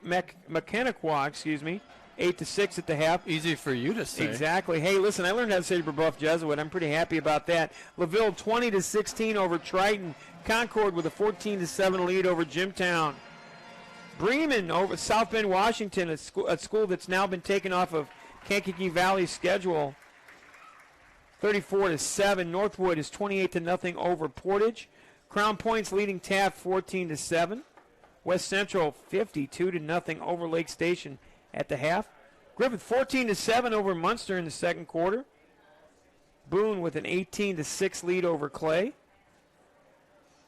Halftime statistics and also our look at Scoreboard Central. Also being brought to us by Countryside Realty. Today's game being brought to you by Countryside Realty, the preferred realtors of KV Cougars. Countryside's team of realtors is ready to handle your next real estate transaction with honesty, professionalism, and over 24 years of industry knowledge. Don't go unrepresented in one of the largest investments of your life. Call their DeMott office to speak with an agent today at 219-987-SELL. That's 219-987-7355. Visit Countryside Realty on the web at 987sell.com or find them on Facebook. Serving all of Northwest Indiana, Countryside Realty, where professionalism matters. And Ken, you do have halftime statistics brought to us by friends at Countryside Realty. Well, for the visitors over on the Wheeler sideline, the Wheeler Bearcats have kind of a balanced attack. They've got 38 yards in the air on 5 for 12 passing by Caleb Klimchak. 85 yards rushing on 12 carries, being led by Jaden Ortiz. Off to a huge start in that first drive. He had 5 carries for 43 yards and a touchdown. Winds up coming into the half with 48 yards rushing on 9 carries. That backing up his 74-yard performance on 24 carries last week. Jackson Smith with 2 fourth-down carries accumulated 44 yards on those carries. Won a bust-out 41-yard scamper into the end zone for Wheeler's second touchdown, the one that put them ahead and has them on the scoreboard up 14-12 right now. You've got 5 receptions, or 3 different players that have receptions for the Wheeler Bearcats. Bryce Compton, 2 receptions for 20 yards. Makachura's got 2 receptions for 15. Jaden Ortiz checks in with 1 reception for 3. 5 for 12 passing for Caleb Klimchak, 38 yards. He was 0 for his first 4. Got a little streak in there in the end of the second quarter, and then incomplete as they tried to move downfield on that last possession. For the Kankakee Valley Cougars, they've actually outgained the Wheeler Bearcats on the afternoon. They've got 88 yards passing on 8 for 17 passing by Diego Arroyo, but he certainly deserves a better fate as he's had 4 balls dropped. In fact, that last ball that was dropped, if you looked on the replay, it was really well defensed. Could have been a heck of a play as he dropped it right in the bucket, but that was a ball that was kind of a 50-50 attempt, so no blame there on his wide receivers. But he's had balls hit players in the hands tonight that just have not resulted in receptions. So 8 for 17 for Diego Arroyo. He's had 1 interception. He's got 1 touchdown pass, a 1-yarder that went to Gabe Kistler in the second quarter. Eli Deerdorf has a catch for 5 yards. Lane Zander 1 for 13. You've got Gabe Kistler being the man so far, 4 catches, 35 yards, and a touchdown. Adrian Eichmann's got 1 catch for 28 yards, and Marco Castro's got 1 for 7. On the rushing side, you've got Marco Castro with 8 rushes for 23 yards. You've got Diego Arroyo with 6 rushes for 35 and a touchdown. And you've got Braden Swallow with 1 for 16. Lane Zander on an end around, 1 for 27. Adrian Eichmann carrying the ball for 3 yards. They have 17 carries for 104 yards. So 192 yards of total offense compared to 113 yards for the Wheeler Bearcats. How in the world does that happen and you're down by 2 points going into halftime? Well, I'll tell you how. You've got 132 yards in penalties on 8 different infractions, and you've got 3 different opportunities to turn it over. You laid the ball on the ground and got it back at 5:25 left in the second quarter when Castro fumbled and got it back. But Arroyo threw an interception late. Zander lost a fumble. It kind of stalled things out. The penalties really stalled them out on their first drive and on their third drive. And right now you're dominating on the scoreboard scorebook as far as the statistics go, but you're behind on the scoreboard by 2 because you haven't taken care of the ball and you haven't minded your manners. It all adds up to a 14-12 Wheeler halftime lead over the Kankakee Valley Cougars. Take a 2-minute timeout. When we come back, we'll get you our keys to the second half. This is the Route 1 Chevy halftime report on Regional Radio Sports and RRSN.com video. Podcast is brought to you by the Regional Radio Sports Network, your ticket to the best seat in the house since 1992. The United States Marine Corps, the few, the proud, the Marines. Centier Bank, since 1895, Indiana's largest private family-owned bank. State Farm Insurance, like a good neighbor, State Farm is there. Ivy Tech Community College's Lake County campuses, your future starts here. Horizon Bank, exceptional service, sensible advice for 150 years. Engravables, your headquarters for awards, trophies, and plaques. Tech Credit Union, the better option for personal and business banking. You talk to your kids about many things, so when it's time to talk to them about finances, know that Centier Bank offers a fee-free student checking account to help guide good spending habits today for an even better tomorrow. Centier Bank. We develop quality citizens who keep our core, our country, and our communities side by side on the winning side. Not for glory, but for honor. For a code that isn't written or spoken, but lived. It's what we do. It's who we are. It's the battle cry of our fighting spirit. Battles won. See all the battles Marines fight to win at marines.com. Presenting the Horizon Bank elevator pitch. Why aren't we telling you about ourselves? We're waiting for you to tell us about yourself. Our pitch can wait. Horizon Bank. Get a conversation started.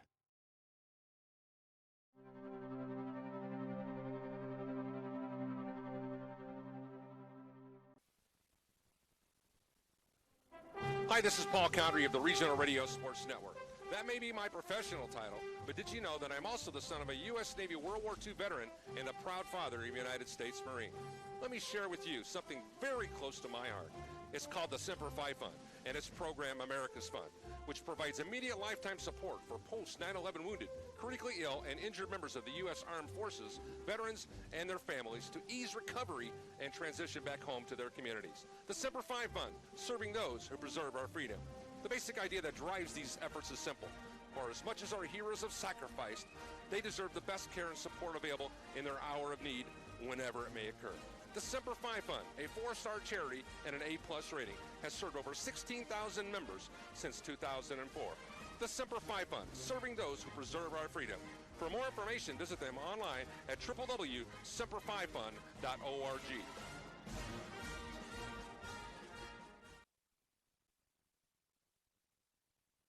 First home, dream home, forever home. Tech Credit Union has the right home loan for you. Their loan officers can help you purchase a home, refinance your current mortgage, or unlock your home's equity to get cash out for any purpose. Let Tech Credit Union show you why they are a better option for a home loan. Learn more at www.techcu.org or call toll-free 1-800-276-8324. Tech Credit Union is an equal housing lender and federally insured by the NCUA. Back here at Fred Jones Field, this has been the Route 1 Chevy halftime report brought to us by Route 1 Chevy just off Dixie Highway in Momence, Illinois. Remember, in DeMotte, Wheatfield, or anywhere in northwest Indiana, you're only moments from Momence. And our keys to the second half are being brought to us by our friends at the Hamster Group. For more than 50 years, the Hamster Group has established itself as a leader in the communities of northwest Indiana and surrounding areas, whether it be the development of retail shopping centers, commercial offices, agricultural centers, municipal facilities, or a number of other property types. Hamster Builders has the answers to meet the needs of their customers and communities. Hamster Group in Wheatfield, for quality you can build on. Call them at 219-956-3111 or look them on the web at hamstergroup.com. Well, Coach Anderson, what are your keys to the second half for both of these squads? Well, my first key is to tell you that we really appreciate Family Express laying out a spread for all the folks up here in the press box. I'm enjoying some feed that I have never had before, and it's delicious. Anyway, thanks to Family Express for that. Second off, I just think that KV is really dominating the statistics right now. Arroyo's having a better night passing. KV's having a better night running the ball. But when it gets right down to it, they got to stop committing penalties, and they got to stop turning the ball over. It's just that simple. Right now, it's going to be interesting with Wheeler getting the ball to start the second half, what they're going to do. They came out running the ball when we thought that they were going to be passing it. They zigged when they should have zagged? They did a heck of a job. Both teams on the first series kind of flipped the script. And I think when it gets right down to it, it's going to be a test of who's got the mettle to basically hold on to the football and then execute without committing penalties. So we'll see what happens here in the second half as KV's about to kick off. And Compton takes a look at the kickoff. It's going to roll towards the sideline. That'll be a penalty. Go figure. So the Kankakee Valley Cougars starting the second half like they ended the first half with another penalty. That means the ball will move all the way out to the 35-yard line. It'll be 1st and 10 on the 35-yard line for the Wheeler Bearcats. Klimzak brings the offense back out. Second verse, same as the first, Coach. Just a little bit slower, but a whole lot worse. We just said, please don't commit so many penalties, and what do we get right off the Well, hop? and again, that's a penalty that's hard to overcome. But Kankakee Valley Cougars, they seemed resilient. Last week in the second half, they gave up 21 unanswered points to trail in that ball game 28 to 14. Then they came all the way back. Kankakee Valley Cougars came back and made it 28-27. Klimzak's got split receivers down on the near side. He's got Compton, who should come in motion towards the formation on the right. It said Compton stays. He moved a little bit, but they don't call it. Now Compton comes back to the line to make sure he's legal. Eichmann's going to press cover on him there, and they're going to hand the ball on the inside, and this is where they made their bread last half. It's going to be a nice run from Ortiz. Ortiz gets a gain of 7 on our first play of the second half, and again, I still haven't learned how to speak. Ortiz gets the first handoff. He takes the ball all the way up to the 42-yard line. That'll make it 2nd down and 3 as the clock now winding. 11:40 to go in this third quarter play as the temperature continues to drop. What is this coolness that you have around us, Coach? It's kind of nice out there right now. Well, I don't want to take all the credit for that. I mean, when it gets right. If it gets right down to it one more time. You know what? If it gets right down to it, you might. But that's okay. Cougars on defense, and they go back to Klimzak. There's a blitz. They try to break the blitz. Oh, and that's going to be a pass interference on Arroyo. And it certainly was. I mean, it's either illegal contact or it's pass interference, and the fact that the ball was in the air makes it a pass interference. It wasn't. Maybe the pass was uncatchable, but Arroyo hit the wide receiver out of bounds. Either they're going to call it hit out of bounds or they're going to call it pass interference. But either way, that ball did not look catchable. See what the officials say. There were 2 flags on the play. That was way past 5 yards. That was Arroyo. They're going to call it. That's illegal contact, if anything, but the ball's in the air. It's illegal contact, and the ball's in the air. It's a pass interference. This is a PI, and this is about the 4th or 5th PI that we've had here. So pass attempt from Klimzak falls out of bounds. Arroyo gets charged with the penalty. It is the 4th. The 4th PI call on the evening on KV. So Kankakee Valley, again, uncharacteristically for a Kirk Kennedy coach team, a little bit undisciplined out there right now, but the Cougars will get it going. Ball rests on the 42-yard line, 11-17 with the clock stopped. 1st and 10, Wheeler with the ball. Both teams uncharacteristically as well have all 3 of their timeouts left. Klimzak in an empty backfield, but here comes Compton in motion towards Klimzak. Now he'll be on his left hip. Snap, now they'll hand it off inside to Compton, and the Cougars sniffed that one out very well. Nice job by the Cougars. That tackle was led by number 52, Logan Burke, 6'2", 205-pound senior. 4-yard loss. And they're going to call a timeout as there's an injury. It looks like Compton got piled on there. 4-yard loss. Trainers are out to take a look. And while they take a look at the injured player on the field, we'll take a quick 60 as well. 14-12, KV trails at home on Regional Radio Sports. State Farm Insurance asks if you're feeling stuck in a state of compensation stagnation. You know, another year with no raise. Then let State Farm help you get to a better state with a discount double check that can stretch your hard-earned dollars a little farther. They'll go through your car insurance to make sure you're getting all the discounts you deserve. Discounts could add up to 40% and put a few hundred extra dollars in your pocket. Discounts may vary state to state. Danny DeTola, 2449 45th Street, Highland, 963 4444. Andrea Harbin, 6504 U.S. Highway 6 Portage, 762-5514. And Robert Akes, 835 Lincoln Way Avenue, Valparaiso, 476-7444. Like a good neighbor, State Farm is there. Your hometown credit union. People helping people. First Trust Credit Union. First Trust Credit Union can help you score big with a game plan to support all your financial needs. Our lineup includes accounts, loans, and 24/7 online banking. So get off the bench and contact your hometown First Trust Credit Union team today at 800-276-6161 or firsttrustcu.com.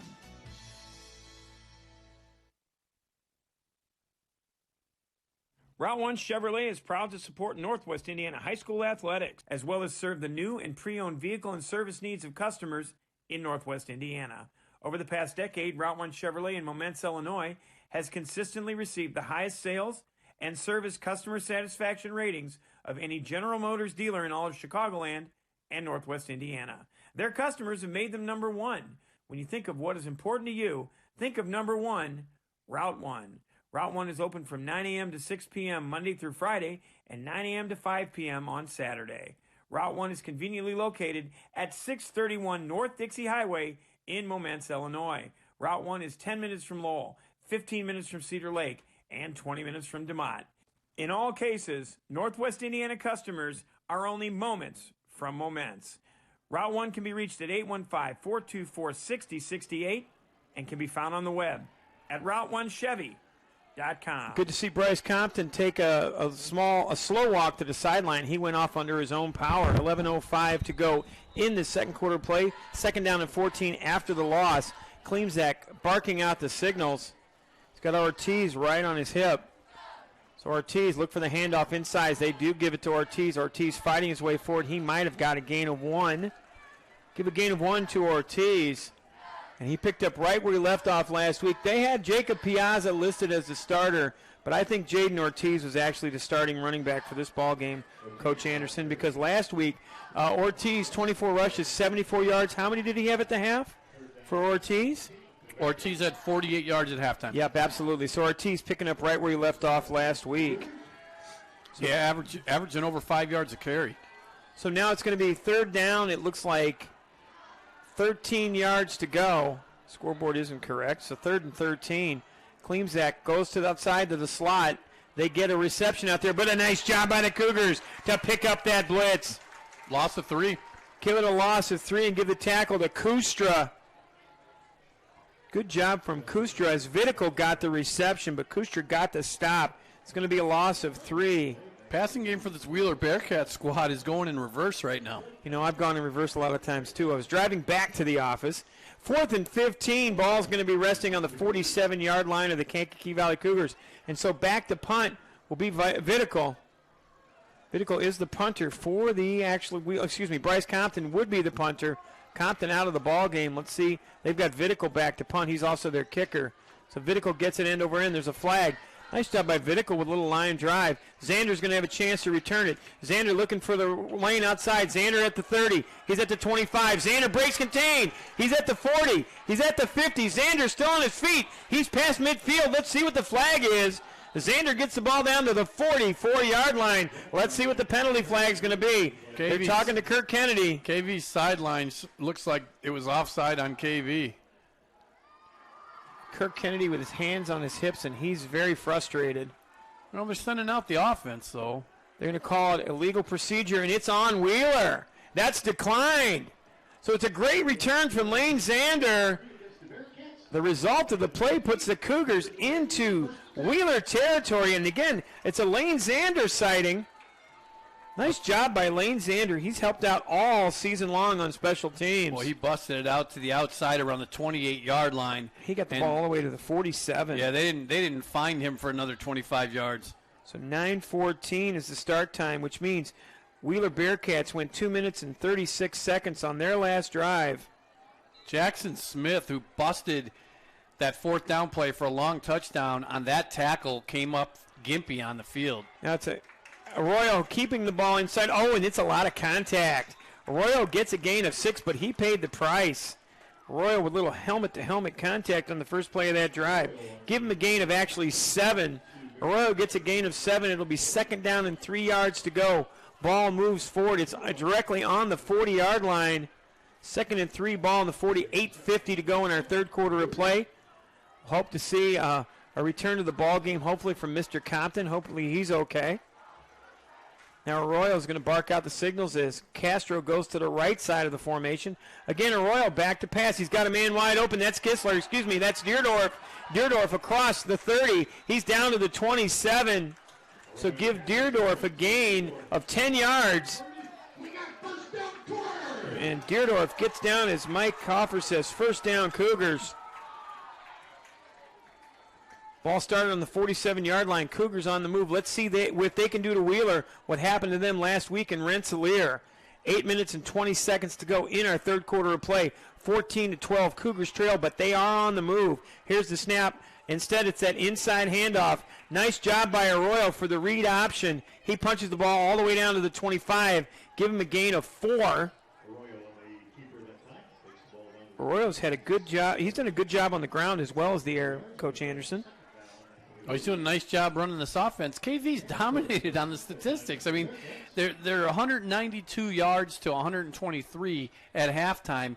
I mean, it's legitimately 70 or 80% more yards. Xander on the Check left that. side. Bad math. Okay, that's right. Make sure you don't do my bank account. Let's go back to 55%.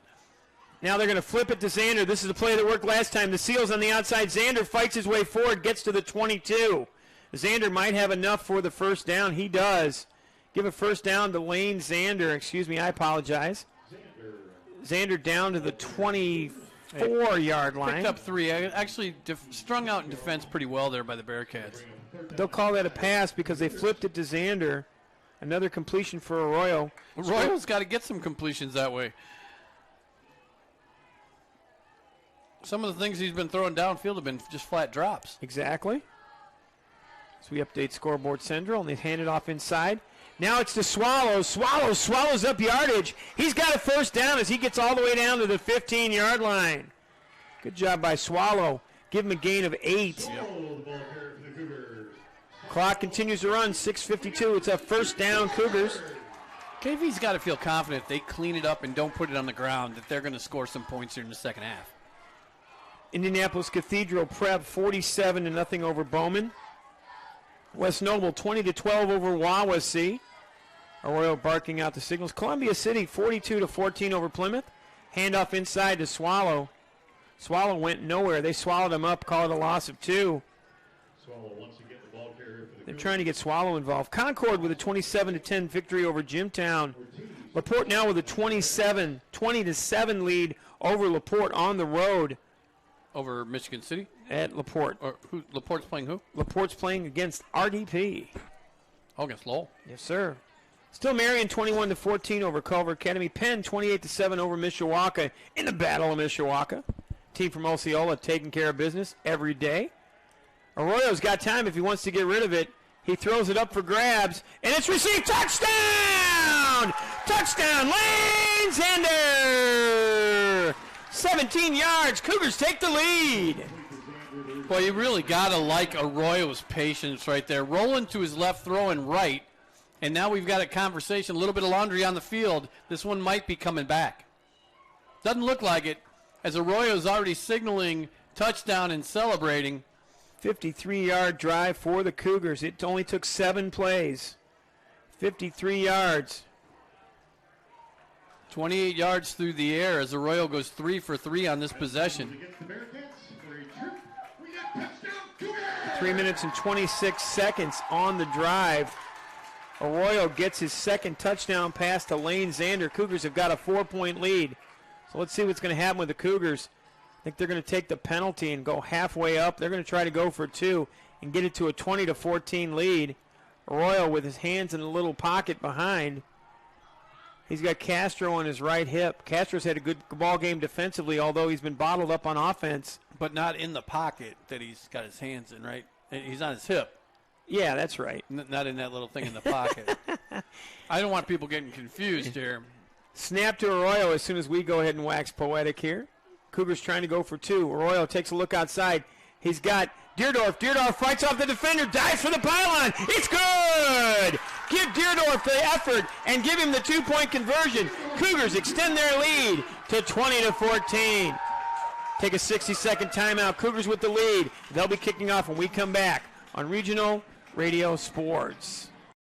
We develop quality citizens who keep our core, our country, and our communities side by side on the winning side. Not for glory, but for honor. For a code that isn't written or spoken, but lived. It's what we do. It's who we are. It's the battle cry of our fighting spirit. Battles won.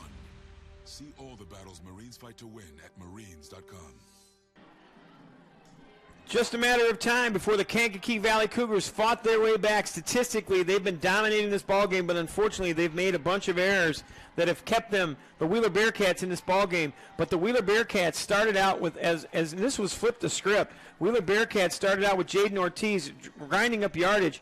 And on the other side of the ball, you've got the quarterback for the Cougars, Diego Arroyo, came out slinging the ball. Coach Ken Anderson, this was not the game we expected, but right now the Cougars have a 20-14 lead here at home. Well, I will tell you this. I am unbelievably impressed by Diego Arroyo. His patience, his composure in the pocket, waiting for plays to develop, delivering the ball on time, every time. He's done a great job, not only running the football, but running his team and delivering the football when it needed to be delivered. He's done a great job here, and when you said it's a matter of time, that's what we were talking about when we went to break. Kankakee Valley's dominating the statistics. They cleaned this thing up a little bit, and it was just a matter of time. You look at the two sidelines and how many players are going both ways for Wheeler. Yep. Compared to how many players KV has dressed. This is the epitome of a 4A team versus a 2A team right now. 15-yard penalty was for unsportsmanlike contact, so the Cougars are going to kick off from the 45. If you ever had a chance at a touchback, it's right here. And the Cougars barely get it, but they do get a touchback. First one of the season. Eichmann goes and tries to cover it. Vidical was been to the receiver. Said the ball skips across the end line. Wheeler Bearcats are going to have the ball 1st and 20 on their own 20-yard line. Really big series here for Wheeler. They have not trailed to this point in the ball game. KV missed the extra point when they scored their touchdown to make it 7-6. Wheeler's been ahead since the get-go, so this is a big, big gut check here for the Wheeler Bearcats offense. KV takes the lead as we report that to Scoreboard Central. So now let's see what the Wheeler Bearcats can do to answer. They've got a quarterback that loves to sling the ball all over the field in Caleb Klimzak. Last week they lost 40-17. This week they now trail 20-14 to the KV Cougars. So Klimzak's going to take the snap, but they're going to remain on the ground. And now the Cougars are starting to figure out this ground game just a little bit. Whistle was blown. We'll call it a loss of 1. Ortiz, the diminutive Ortiz, only 5'9", 170-pound junior. And he's going to be waking up a little sore tomorrow as he's been beaten around more than a little bit by that KV Cougars defense. Fans showing the signs up there, thanks to our cameraman who takes a look there. Nice shot from the All-11 from our man upstairs. Well, Daniel, how you feeling upstairs? It's nice and cool still up there, isn't it? Yes, it is. It's definitely better than it was earlier this week where it felt like it was 100, but it's been a pretty No, it didn't feel like 100, my friend. It was 100 as the pass was down the field, incomplete. I can't even say his name. Vidical was the receiver. So, Daniel, you've done 2 games with us now on Regional Radio Sports, and you were there last week when the Cracker Barrel stayed in possession of Rensselaer. What's the difference between last week and this week for Kankakee Valley? I think the difference is that KV is able to maintain control of the ball, and they're also, I think they're throwing a lot more than they did against Rensselaer. They're starting to utilize the passing game more, and then it keeps Wheeler's defense on their heels as they have to suspect the pass game and both the run game. Excellent analysis from Daniel. We'll be talking to him more in the half. That's a swing to the outside. It's a fake. Now it's a pass in the flat. That's a great reception out there. Good job that's the first time that we've seen all day long for the Wheeler Bearcats to run that exact play for Klimzak. Klimzak took a look for the H-back out there. I apologize. That was actually Makachura. I thought it was Harovich, but it was Makachura on the reception. 18 yards. 18 yards on the past reception. The numbers will look bigger than the actual results because KV's been able to bottle them up, but a good inside fake and then a swing to the outside gets the completion. 4 minutes and 44 seconds to go in our third quarter of play. 20-14 KV with the lead. Wheeler's got the ball on the 36-yard line. Again, back to Klimzak. Now he's going to hand it off inside, and he breaks contain. Ortiz is into the secondary. Oh, and it's a shoestring tackle. He was gone. It was Eichmann who made the tackle over at the 44-yard line, or Ortiz would have been off to the races. 22 yards. 22-yard gain, and it maybe possibly a game-saving tackle from Eichmann. You know, it almost looked like Ortiz got caught by the turf monster there a little bit. No, we would never say that. He was stumbling. Come on, as, bumbling, stumbling. As the tackle came by and got him down, I think he just saw pay dirt and got over his skis a little bit. Yeah, you were a skier, so I wouldn't know anything about being over your skis. Slot receivers left and right. Klimzak joined in the backfield by Ortiz. Here's the snap to Klimzak. Handles it to Ortiz. Ortiz almost missed that snap. He'll get a gain of 1. Klimzak had to hand it forward because Ortiz was already in the hole. Fifth play of this drive. Wheeler is on the move. They started on their own 20. They've moved the ball all the way down to the 39-yard line of the Kankakee Valley Cougars. So they've gone 41 yards so far on this drive as the clock continues to wind. 3 minutes and 40 seconds to go in our third quarter of play. 20-14.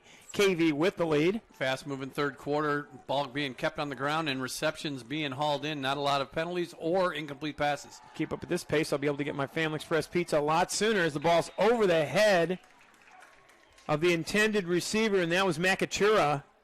I like the pass that Klimzak throws. He's got a nice, clean-looking pass. And remember, the kid's only a junior, so he's got a chance to actually improve on this more than a little bit. Ball still rests on the 39-yard line. Clock stopped at 3:23 in the third quarter of play. 7 for 16 for 53, the tagline here for Klimzak today. Makachura in the slot. Remember, Compton was injured on the last drive. We're taking a look on the sideline to see if we see Compton. We don't at this point. Klimzak comes to the left side of the formation. Cougars on the run. Ball up in the air. Klimzak threw that up just for grabs, and there were 4 red jerseys. Eichmann puts his arms out. Definitely ill-advised. Klimzak is down. Klimzak is down after the contact, and he's not getting up. Here comes the trainers from both sides. We'll go ahead and take a quick 1-minute timeout. Klimzak down on the field. We'll get his status when we come back on Regional Radio Sports. Hi, this is Paul Condry of the Regional Radio Sports Network. That may be my professional title, but did you know that I'm also the son of a U.S. Navy World War II veteran and the proud father of a United States Marine? Let me share with you something very close to my heart. It's called the Semper Fi Fund, and its program America's Fund, which provides immediate lifetime support for post-9/11 wounded, critically ill, and injured members of the U.S. Armed Forces, veterans, and their families to ease recovery and transition back home to their communities. The Semper Fi Fund, serving those who preserve our freedom. The basic idea that drives these efforts is simple. For as much as our heroes have sacrificed, they deserve the best care and support available in their hour of need, whenever it may occur. The Semper Fi Fund, a 4-star charity and an A+ rating, has served over 16,000 members since 2004. The Semper Fi Fund, serving those who preserve our freedom. For more information, visit them online at www.semperfifund.org. Back here at KV, and it's a good thing to see Klimzak come out on his own power. Ken, you saw the replay. What happened? That was a middle linebacker blitz, and you had players just basically running free at the end. Deerdorf was in off the edge, and you had 3 different linebackers or second level guys come in, and Klimzak was rolling left, throwing right, and got it right up underneath his arm. It looked like a shoulder that gave him the issues. He came off under his own power. Gets it to Zander. Here comes Zander again. He's in the secondary. He's at the 40, and he makes contact. Vidical with the stop, but again, a nice return from Lane Zander. Do not punt the ball to Lane Zander. You will pay. So Lane Zander brings it all the way back to the 45-yard line. KV's in excellent field position, and I think that they're starting to come to the front a little bit right here, Coach Ken Anderson. No doubt about it. I mean, like we said, it was just a matter of time. You have a bigger squad. You have a deeper squad. And if they're not going to make mistakes and they're not going to lay it on the ground, it's really the only thing that held them back in the first half. I also KV's got think an awesome chance here. I think the two-way players also on Wheeler's side is starting to wear them down. The Bearcats a smaller squad, and now they've got players going both ways. And Compton not in the ball game. That hurts them. Compton, their best athlete. Arroyo's trying to end it and bring it even more. He goes deep. He's got a receiver. Oh, and it's on the fingertips. And Grayley Weaver is going to go ahead and draw a penalty, and I don't see that one. That's a tough penalty when you got a guy laying full out. Let's go ahead and take a look at the replay when it comes up. Pass was incomplete. Looks like it's going to be a 15-yard pass interference penalty. Again, it is pass interference. The coverage was number 18 for the Wheeler Bearcats, and that was Makamura. Joey Makamura had great coverage there. He's a linebacker, but he couldn't keep up with the speedy wide receiver. 2 PIs now on Wheeler to go against the 4 that KV's commit. This isn't basketball, and the referees aren't going to even it up, but they're going to walk it off. They'll walk the Cougars into their Wheeler territory. Well, I'll tell you. Just saw the replay, and once again, it was a good call. It was a good call. I got to give the referees credit tonight. Every time that I've questioned them, after looking at the replay, they've actually were all over it like a cheap suit. That was a great call. Wheeler on the far outside, Grayley Weaver, and then it's going to be Deerdorf in the slot. Tight end on the near side. They're going to hand it off to Marco Castro. Castro finally gets some running room. Castro gets a 12-yard gain. It's another Cougar first down. So Marco Castro, normally the cream rises to the top, and I've had a left breakfast, and I know that happens. And Castro got a 12-yard, we'll call it 11-yard gain. Ball down to the 29-yard line, as Mike Coffer would say. It's a first down, Cougars. 14th first down of the evening for the Cougars to go against 6 for Wheeler, and the statistical dominance continues. Eichmann on the near side. Deerdorf on the far side. Split backfield. Ball's going to be snapped to Arroyo. They're going to hand it again to Castro. Excuse me, I'm sorry, it's to the fullback. Give it to 84, Braden Swallow. Swallow eating up yards. He got another gain of 4. So give Swallow a gain of 4. Cougars starting to make their presence known here.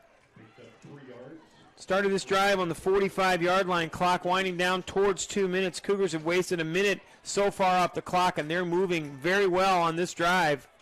Also looks like Mason Kitchen still having a little trouble coming to the line. To check in with Coach next week and find out if Mason Kitchen's going to be okay. Slot receivers on the right-hand side, including a wingback. And there's a defensive lineman jumps. So it's going to be a 5-yard encroachment call.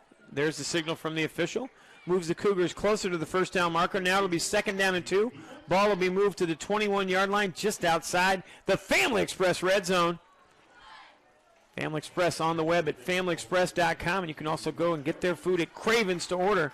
Thanks to Family Express for taking care of the press box this whole season here at Kankakee Valley. So Arroyo gets ready for the snap. Cougars are in business. They hand it off to Castro. No, it's Arroyo again on the read. He's to the outside. He's at the 10. One man to beat. He's at the 5. He dives. And it's going to be out of bounds. Actually, touchdown, Cougars! 22 yards. 22 yards for Arroyo, and the Cougars are in command. Give Arroyo the 22-yard scamper on the 4th play of that drive. Arroyo is going to be making a strong bid to be our Route 1 Chevy player of the game for the Kankakee Valley Cougars. 22-yard touchdown scamper from Arroyo. Cougars drove 55 yards on that drive in only 4 plays, and it only took 1 minute and 35 seconds to complete that drive. Well, Arroyo's done a great job with that play tonight specifically. I mean, he has got a 24-yard rushing touchdown, a 22-yard rushing touchdown, and the only other time they called it, he went for a 13-yard scamper, so accounting for 59 yards on 3 carries and 2 tutties.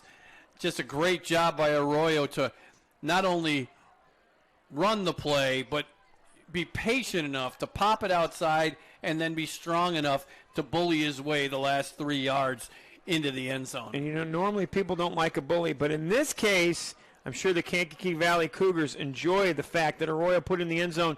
Cramping situation out there, too, as well, Coach. And, just a couple of days ago, we did a soccer game at Lake Central. Played on a grass field. Most of the games on turf were canceled that night, but we played a soccer. It was Wednesday night, another great game between Lake Central and Crown Point.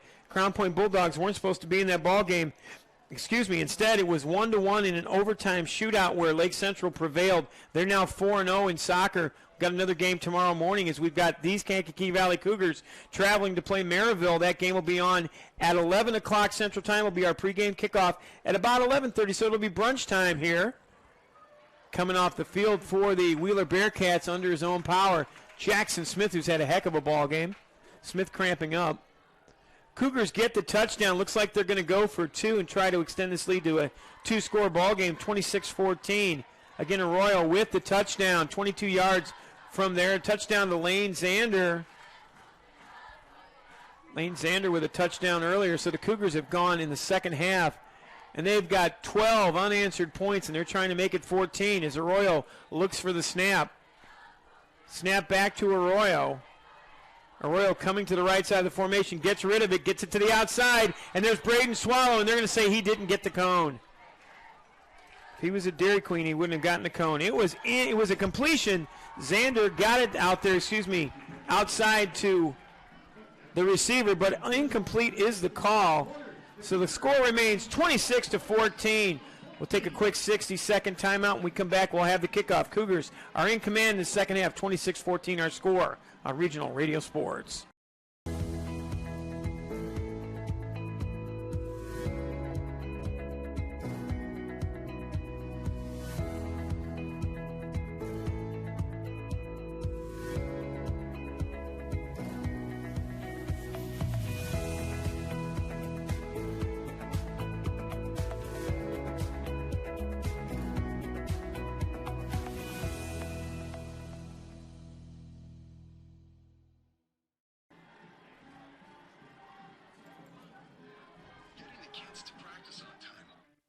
It's your day to bring snacks, making it to the game with a clean jersey.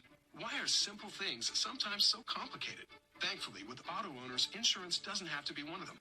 Auto Owners works with independent agents who answer when you call, so you can worry about more important things, like whether your kid is going to run toward first or third base. That's simple human sense. CI Insurance is a proud corporate sponsor of all KV athletics. Please visit their offices in DeMont, Rensselaer, or Lowell. They have been family-owned and operated in part of our community since 1953. Check them out online at ciinsurance.com. Kickoff is received from Vitical. Vitical on the run. Kankakee Valley getting stout on the defensive end. Ball goes up to the 26-yard line. Final score from Scoreboard Central. Mishawaka Marion gets the victory over Culver Academy. Culver Academy on the schedule for the Kankakee Valley Cougars. They'll be on the schedule further on down the road. It'll be a home game for KV. KV dropped South Bend, Washington, and picked up Culver Academy. They also dropped North Newton to pick up Hanover Central. It is a conference game. Ball on the 29-yard line for the Wheeler Bearcats.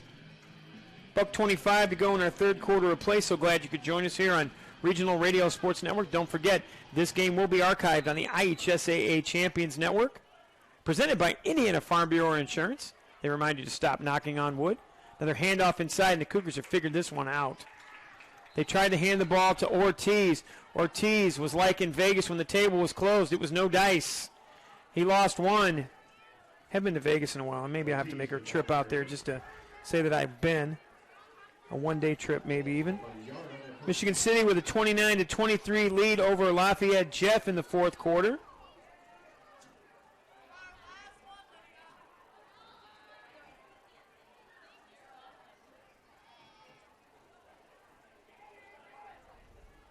It's actually Clem instead of Cleem. I apologize.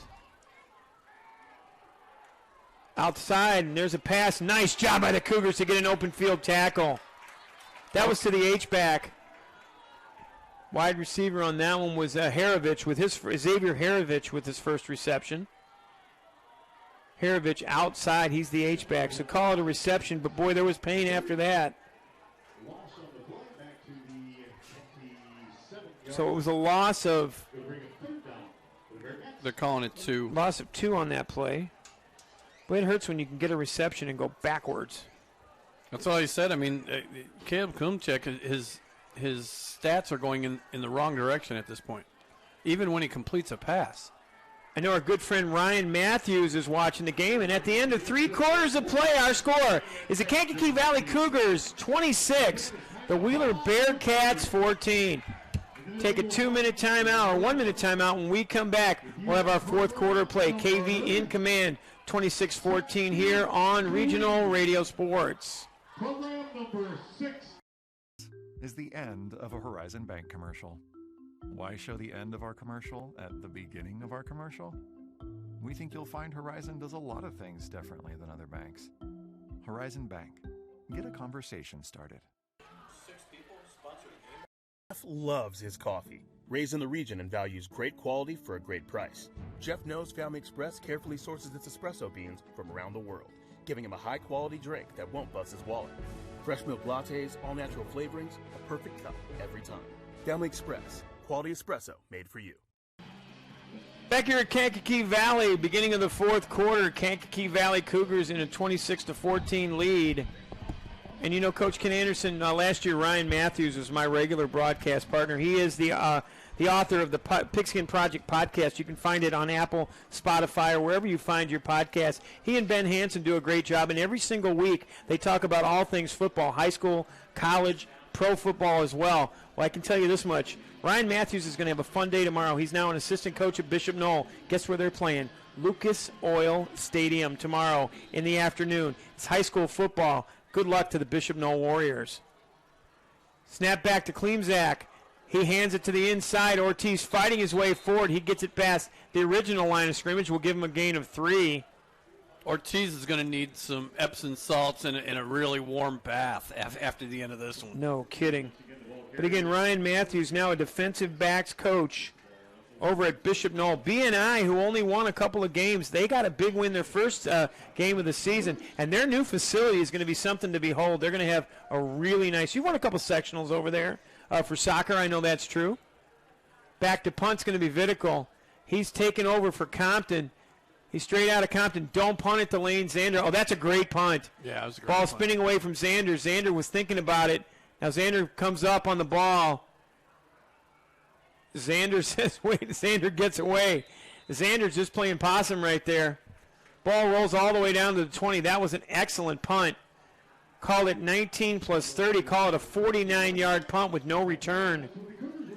So Kankakee Valley will get the ball just outside their own 20-yard line. Well, let me tell you something about Jaden Ortiz. Jaden Ortiz now has 16 carries on the evening. He had 24 carries last week.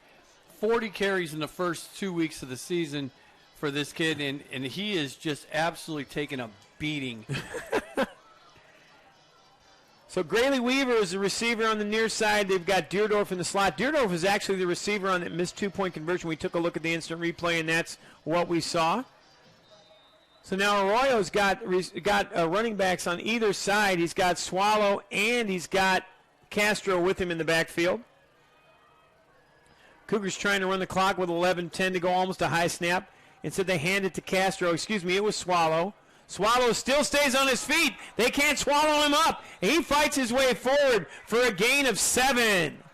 Nice job by Swallow to move it forward. Swallow, the ball carrier for the Cougars. Gain of 7 for Swallow. The 7-yard line. Picked up about 8 yards. Tell you, if you look at the first down stats, that's really where everything just kind of jumps off the page for you right now. 15-6, KV has now extended the lead in first downs. It just is testament to their statistical domination in this one. KV Cougars do not have an easy road to hoe because next week the KV Cougars will be on the road and they'll be traveling to 59 Broadway to take on the Andrean 59ers. 59ers, the state runners-up last year, they lost to Evansville Mater Dei as there's a handoff to Castro. Fights his way forward for a gain of 8 and a first down. Next week's game will be audio live and video delayed on the Regional Radio Sports Network and RRSN.com video. We'll be at 5959 Broadway. A good friend of ours is the new athletic director at Andrean. That's Neil Demos, formerly at Griffith, and before that he was at Gavitt as well. Neil Demos' wife Kelly played basketball for me years ago on one of our teams that we coached. Eichmann on the near side. It looks like Lane Zander on the far side. Split backfield again with Castro and Swallow. They surround Diego Arroyo. 9:45 clock running. Cougars with a 12-point lead and the ball. Fake handoff. Now Arroyo. They finally sniff it out. Arroyo still fights his way forward, almost back to the original line of scrimmage. A fumble. Might be a fumble. Ball's on the turf. And they're going to say the runner was down. They're going to say it was down, but it was recovered. Castro with the recovered of the fumble. Ball was right back to the original line of scrimmage. Give him no gain. Mike Coffer being generous by saying a gain of 1. Hey, listen, he's a good man. He gives you everything he can. Again, we're looking at Scoreboard Central, and again, thanks to our friend Fred Maxey for keeping up with that.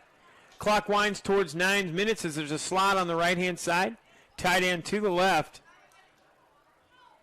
Kistler takes a look, he blocks. Now they flip it outside to Castro. This play has been successful. Castro with that high running style fights his way forward. He gets it all the way up to the 44-yard line, almost to the first down marker. We'll call it the 43. Give him 9. Give him 9 yards.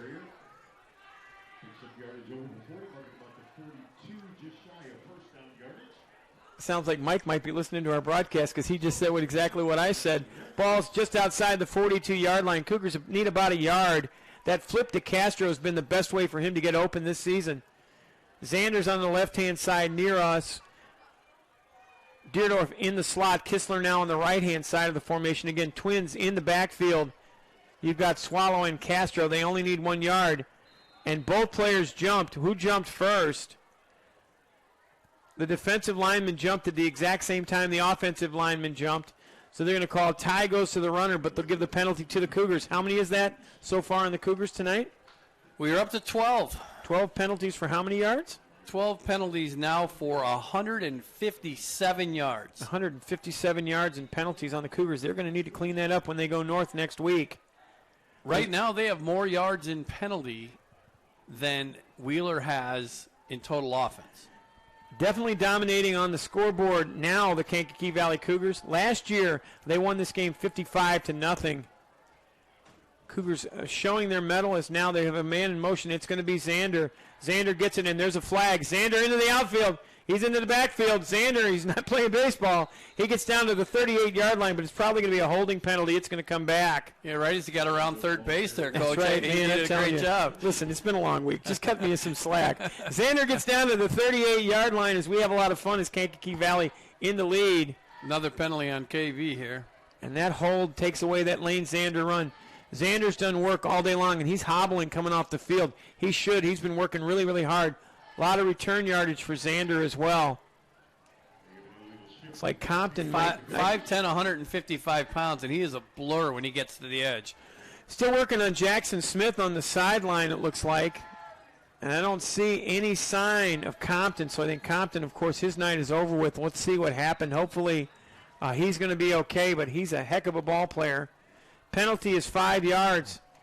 3rd down and 11 now is the down and distance. Slot again on the left-hand side. Castro to the right side of Arroyo. Tight end to the right side of the formation. Wing back on the left side. Now Arroyo back to pass. He's got all kinds of time. He wings it out there to Kistler. Kistler makes the reception. He's at the 50-yard line. Excuse me, that's Deerdorf. Deerdorf and Kistler look a lot alike. It's going to be a 9-yard reception. Give him a first down. That's a lot longer than 9. Takes the ball into Bearcat territory, mark it at the 49, and we got first down third. Give it a first down to the Cougars. First pass completion on this drive. So yeah, we're going to give him 16. 16, as I was just going to say 16. Listen, not only can I not speak, I can't add up nothing either. 7:14 to go in a slow-moving fourth quarter. Clock is stopped. Good job by Deerdorf. We just want this game to get over with so Coach Gray can quit talking. They hand the ball to Castro. He fights his way inside, gets it down to the 45, give him a gain of 4. Another gain of 4 for Castro. I like when I get that affirmation, when I get it right. They started at 11 minutes and 10 seconds, so now 4 minutes and 10 seconds on this drive as the clock winds under 7 minutes. 26-14. KV with the lead. 2nd and 6. Ball on the 45-yard line. Clock winding down. Play clock to 20 seconds. What a luxury to have Castro in the backfield when you just want to run some clock and continue to just turn and give it to 22. This is the way to milk out a win. Castro with that high running style is prone to fumbling sometimes, so let's see if he can put both arms on the ball. Cougars into the set. Now they're going to hand it to Castro. Run Good blitz. call. Oh, and it's a blitz. Nice jump from Castro. Castro down to the 20. Castro still on his feet. He's fighting forward. Castro all the way down to the 9-yard line. What an effort from Castro. 40 yards. 40-yard run for Castro. It was a jump cut inside, and then he was off to the races, and he drug defenders another 15 yards. Castro's in the Family Express red zone. Well, there was a run blitz right there coming right up the middle, and Castro did a little jump cut to the right. The blitz came from the left, and he was off to the races at that point. And what a tough finish. The last 11 yards, he carried a white jersey. 1st and 9 for the Cougars. Castro parks the ball inside the red zone. There's going to be a timeout on the field. Bearcats take their first timeout. We'll take one as well. Cougars on the move. Castro with a great run, and we'll continue our coverage right after this on Regional Radio Sports. Your hometown credit union. People helping people. First Trust Credit Union. First Trust Credit Union can help you score big with a game plan to support all your financial needs. Our lineup includes accounts, loans, and 24/7 online banking. So get off the bench and contact your hometown First Trust Credit Union team today at 800-276-6161 or firsttrustcu.com.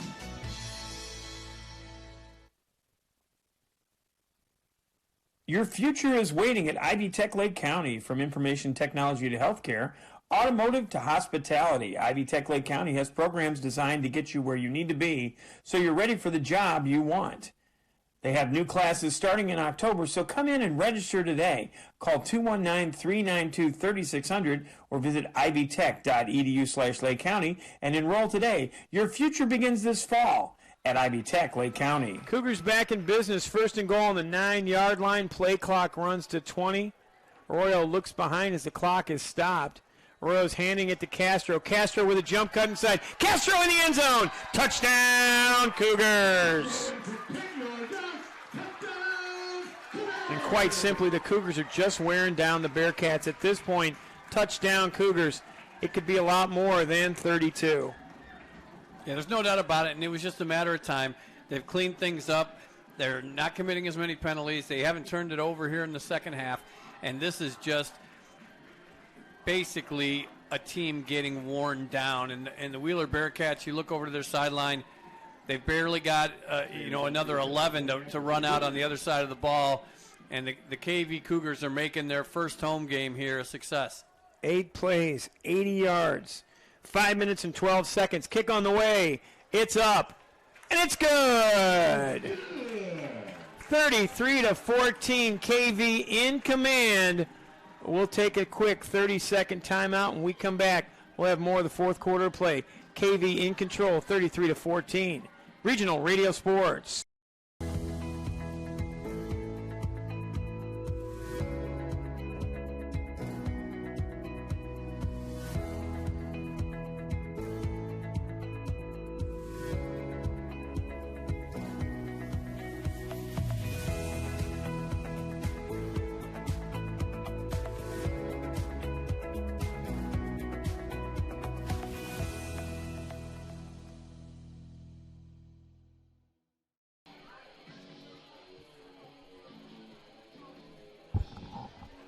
This kickoff brought to us by the Hamster Group. For more than 50 years, the Hamster Group has established itself as a leader in the communities of Northwest Indiana and surrounding areas. Whether it be development of retail shopping centers, commercial offices, agricultural centers, municipal facilities, or a number of other property types, Hamster Builders has the answers to meet the needs of their customers and communities. Hamster Group in Wheatfield.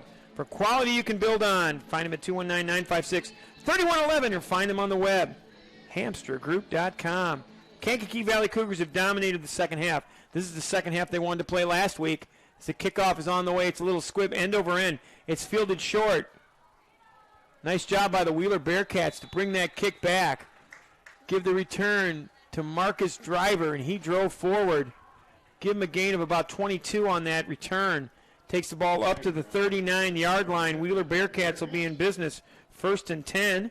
Well, you look at this Wheeler squad. There's a sophomore running back a kick right there at 5'9", 130 pounds. You've got freshmen. You've got 6 or 7, 8 other sophomores to litter in the roster.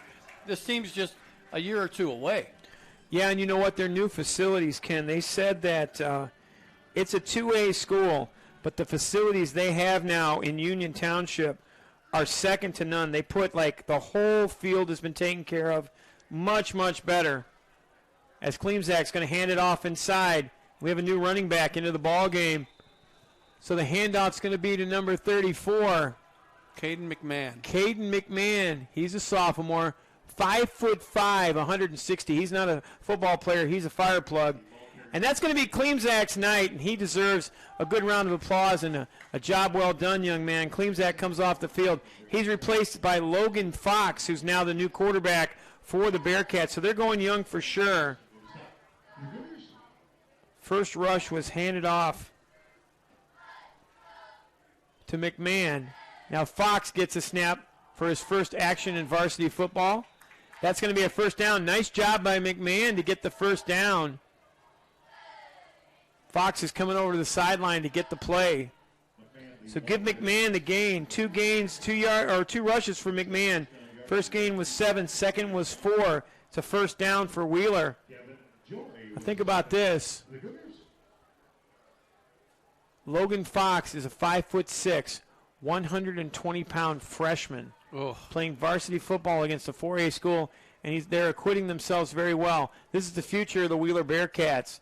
Fox will be playing probably when he's a junior because Klimzak's going to be there again. They hand it again to McMahon. McMahon in the secondary. McMahon all the way down the field. He's finally wrapped up by Kistler and Lane Zander, but another huge gain. 15 yards on the rush. 15 yards. Where have you been all day, Mr. McMahon? Yeah, McMahon comes in. He gets 26 yards on 3 carries. I'll tell you, Ortiz was carrying the load, and he was just getting beat up. It's nice to have fresh legs back there at the end of the game, and great job by Caden McMahon on his first 3 rushing attempts. Final 4 minutes of this ball game brought to us by the Indiana Football Digest. The 2023 Indiana Football Digest puts a bow on the 2022 campaign with recaps of all 6 state championship games. Among the 400 pages will be previews and photos for all of Indiana high school football and the colleges playing this coming fall, along with breaking down the top teams and players to watch in 2023. That's the Primetime 25. It also has special features and human interest stories. It's available online at IndianaFootballDigest.com. Thank our friends at the Indiana Football Digest, the foremost publication of high school football in the country. There's going to be a penalty. Going to walk it off against the KV Cougars. Another 15 yards. Ball moves forward. It's now at the KV 21-yard line just outside the Family Express red zone. Another handoff. Guess who? McMahon. And this time the Cougars say, no, I don't think so, my friend. It's going to be a gain of barely 1. We'll give him a gain of 1. He deserves it. So 4 rushes on this drive for McMahon. All the yardage attributed to him plus a penalty. Probably said something to trip off that player, make him a little bit angry. That's McMahon as well. 4:14 to go in this fourth quarter play. 33-14. KV with the lead. You know, 3 of Wheeler's 9 first downs in this ballgame have come by penalty. So only 6 first downs outside of a penalty for this Wheeler Bearcat offense today. Fox takes a look. He brings it down the field. It's a jump ball. Almost received. And that was up in the air, and that would have been beautiful if Fox could have gotten a touchdown pass on that. Went to the outside for a jump ball. Number 81 would be Connor Welsh. He's a freshman as well, 6'3".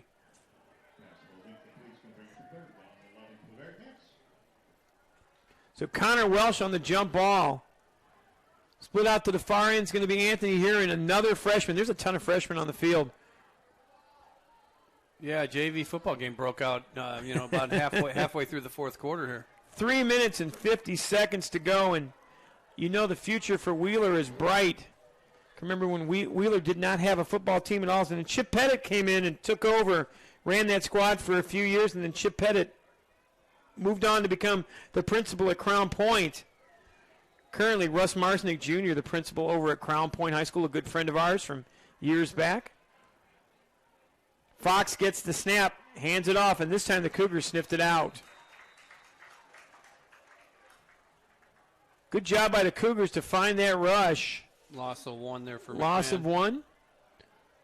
Tackle made by Logan Burke, the senior defensive end. So it looks like Wheeler might be coming here to go for it on 4th down.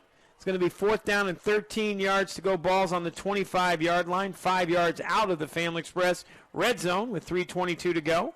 Actually, they're going to go for a field goal. Fox will have the hold. Vidigal will be up to attempt this field goal. 42 yards. 42-yard field goal attempt for Vidigal. Wind very negligible at this point. See if the Bearcats can get a field goal here from 42 yards out. Going to need a timeout. Clock was running down here. Oh, no, they reset the clock. They reset the play clock, so here comes the snap. Fox will have the hold. Snap on the way. The hold is down on the way from Vidigal. It's got enough distance. Is it got the accuracy? It does not. It's no good. A little short, but right to just to the right of the upright. Plenty of leg there, though. I mean, 41, 42-yard leg. So Vidigal with the 42-yard attempt, but it's no good.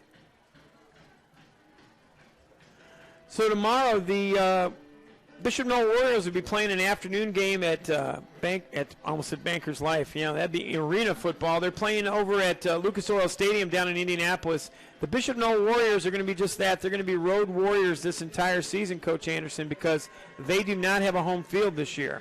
Every single one of their games is going to be on the road. But big things expected from the Bishop Knoll Warriors. They've got leaders in rushing, receiving, and defensively in the region. Grayley Weaver on the near side. We've got Deerdorf on the far side. Arroyo stays in the ballgame with 2:51 to go, 33-14. KV dominating the second half.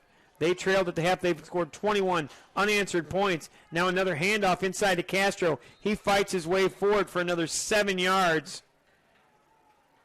So KV took the ball over at their 20-yard line.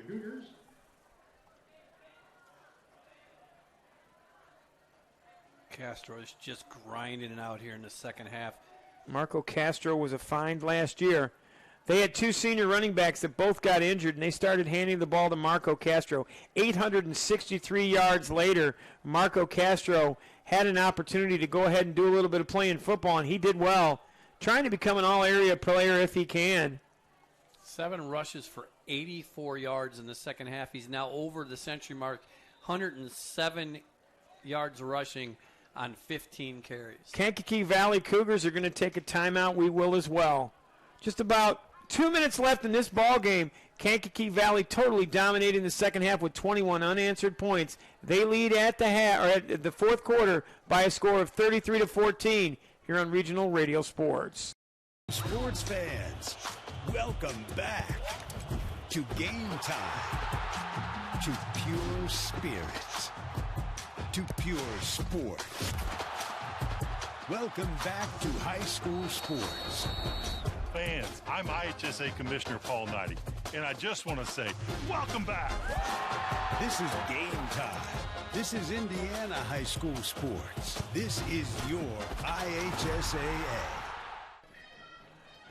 Back here at Kankakee Valley High School, Compton made the difference. As soon as Compton came out of the ball game, Coach Ken Anderson, I think that was the difference between Kankakee Valley trying to find someone to stop and Wheeler having no answer. He certainly removed a big target from the Kankakee Valley palette. You know, I mean, Wheeler, he was a dangerous player on the field. He was their most dangerous offensive player. And it just, they could hone in on Ortiz, and basically Klimchak never had a chance this evening as far as getting a passing game going. So nice carry there from Isaac Deerdorf into the ball game. Arroyo's night is over with. Deerdorf with a gain of, it looks like, went from the 28 up to the, let's see where they mark it, Coach. Give him a first down. They say he moved the chains. He got to the outside. The ball was on the 20. He took it all the way up to 30. Give Deerdorf a gain of 10.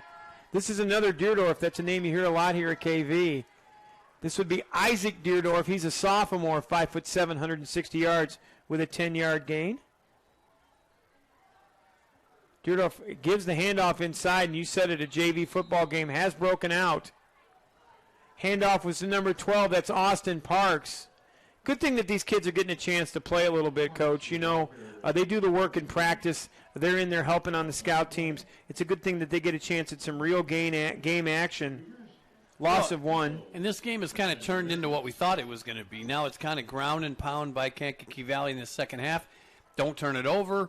You know, mind your manners, clean things up a little bit as far as the penalties are concerned. And it's exactly what KV did. I mean, you could have pretty much typed up the halftime speech for Coach Kennedy, and he looks like he got his point across. He absolutely did. 1 minute and 11 seconds to go in this ball game as signals barked out by Deerdorf. He hands it off to number 34 for the Cougars.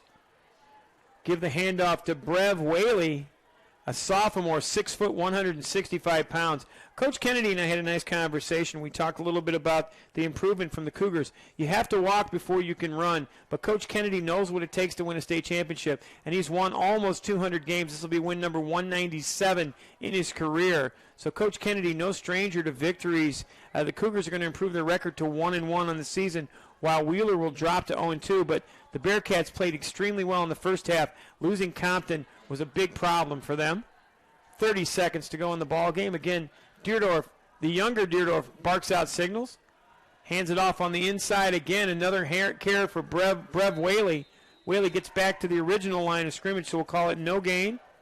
That might be our final play of the ball game, as the Cougars are not going to snap the ball again. Clock winding down towards 0-0, and the Kankakee Valley Cougars are going to get their first victory of the season on the strength of a 33-14 win over the Wheeler Bearcats. Kankakee Valley improves their record to 1-1, while Wheeler is now 0-2 on the season. Take a 2-minute timeout, and when we come back, we'll have our Route 1 Chevy postgame report. Happiness here in Wheatfield as the Kankakee Valley Cougars get the victory, 33-14 here on Regional Radio Sports. Podcast is brought to you by the Regional Radio Sports Network, your ticket to the best seat in the house since 1992. The United States Marine Corps, the few, the proud, the Marines. Centier Bank, since 1895, Indiana's largest private family-owned bank. State Farm Insurance, like a good neighbor, State Farm is there. Ivy Tech Community College's Lake County campuses. Your future starts here. Horizon Bank, exceptional service, sensible advice for 150 years. Engravables, your headquarters for awards, trophies, and plaques. Tech Credit Union, the better option for personal and business banking. You talk to your kids about many things, so when it's time to talk to them about finances, know that Centier Bank offers a fee-free student checking account to help guide good spending habits today for an even better tomorrow. Centier Bank. We develop quality citizens who keep our core, our country, and our communities side by side on the winning side. Not for glory, but for honor. For a code that isn't written or spoken, but lived. It's what we do. It's who we are. It's the battle cry of our fighting spirit. Battles won. See all the battles Marines fight to win at marines.com. Presenting the Horizon Bank elevator pitch. Why aren't we telling you about ourselves? We're waiting for you to tell us about yourself. Our pitch can wait. Horizon Bank. Get a conversation started.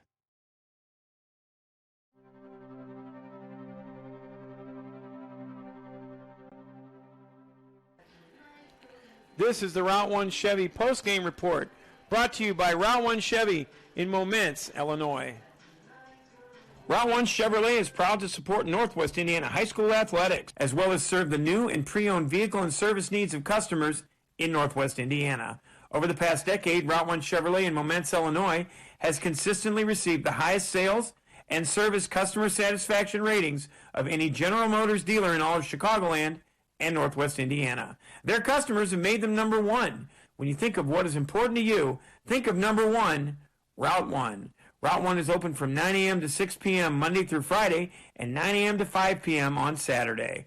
Route 1 is conveniently located at 631 North Dixie Highway in Momence, Illinois. Route 1 is 10 minutes from Lowell, 15 minutes from Cedar Lake, and 20 minutes from DeMotte. In all cases, Northwest Indiana customers are only moments from Momence. Route 1 can be reached at 815-424-6068 and can be found on the web at route1chevy.com. Back here at Kankakee Valley High School, our final score 33-14, and this is the Route 1 Chevy post-game report brought to us by our friends at Route 1 Chevy. You can find them on Dixie Highway in Momence, Illinois. Final scores from Scoreboard Central. Lowell with a win of 26-7 up at LaPorte.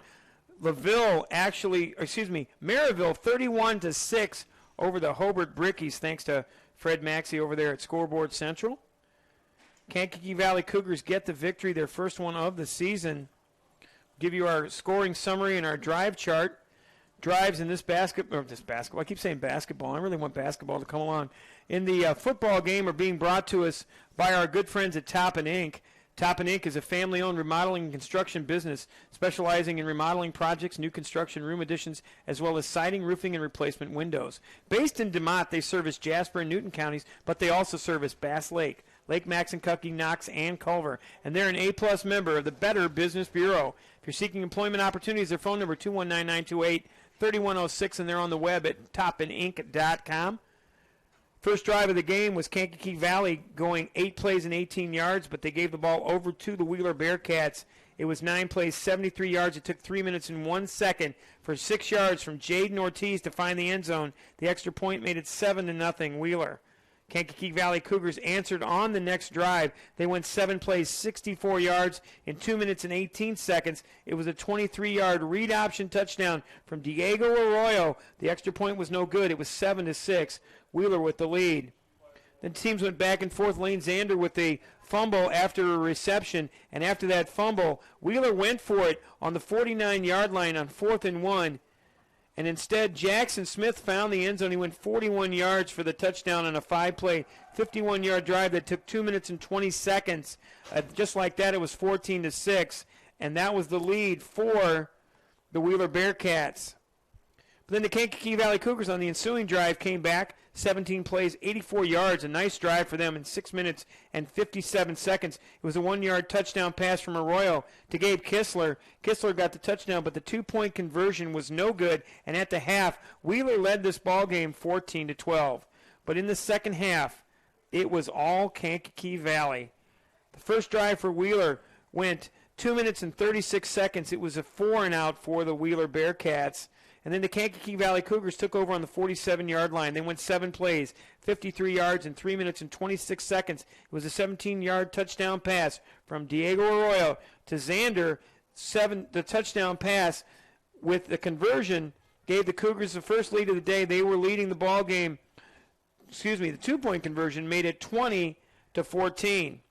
After that, Diego Arroyo got a touchdown as well. 4 plays, 55 yards, another read option touchdown for Arroyo. 22 yards into the end zone. Back of the end zone, 2-point conversion was no good, and the Cougars were on a roll. After Wheeler was stopped again, Marco Castro got a 9-yard touchdown run that capped an 8-play, 80-yard drive that took 5 minutes and 12 seconds. The extra point was good. Castro got the touchdown. 33-14 was our score. Last scoring chance of this ball game was a 42-yard field goal attempt from Vittical. Vittical had to take over the punting duties as well, as Compton got injured early in the second half and did not return to this ball game. We'll check on his status hopefully during the week and post that on our website, rrsn.com. 42-yard field goal was no good, and then a junior varsity game broke out. Several young players for Wheeler and Kankakee Valley finished up the night, and it was a final score of 33-14, and we have more scoring statistics. They're being added up by my broadcast partner, and those are being brought to us by our friends at Cubit Networks. When it comes to your technological needs, Cubit Networks cares about your quality of experience. They're located at 103 Polk Street in LaPorte. They want to build client relationships that withstand the test of time and changing technology. You can buy technology from anywhere, but Cubit Networks' dedication to making your purchase a great one is the difference you've been looking for. Give them a call at 219-369-4357. Visit them online at qubitnet.com. Qubit Networks, moving and storing data fast and safe. Well, Coach, I really appreciate you being here. It was a lot of fun. It's the KA and Coach Gray show. We've done it for basketball. We've done it for soccer. We've done it a couple times for football, but it never gets old having your best friend sitting right next to you having fun on a Friday night, and this was a heck of a ball game. KV woke up in the second half. Don't wake up those sleeping Giants because they'll make you pay, and the Cougars sure did. Well, I will tell you, it certainly was an interesting ball game to start with. We had a script flipped, exactly what we thought. We thought KV was going to run it, and they passed it, and we thought that Wheeler was going to pass it, and they ran it, and Wheeler had the best of KV early on. KV was a little bit sloppy early. They had turnovers in the first half, a couple of them. They laid the ball on the ground one more time when they got it back, and a lot of penalties in that first half. I mean, they walked into halftime with 9 penalties for 132 yards, and you just had to feel like, if they kept possession of the ball, they didn't get sloppy, and they tightened this thing up and minded their manners a little bit on the penalties. You had 4 PIs in the first half against Kankakee Valley here. Klimczak was doing a nice job getting the ball down the field, not necessarily for completions, but for penalties. And a lot of times you throw those balls hoping for a penalty more than you do for a reception. And they were kind of working their game plan. They did a nice job, went into halftime with a 14-12 lead. And you had to think that Coach Kennedy was just going to say, listen, guys, we've got everything in our control. We got them right where we want them. We dominated the first half, 192 total yards to 123 in the first half, but the penalties and the turnovers certainly were the undoing of Kankakee Valley early. Second half, they got things tightened up. After they took the lead, we said that this was the biggest possession of the game for Wheeler, and what happened? On that possession, Compton got hurt, and that was pretty much took the wind out of their sails. And the other thing is,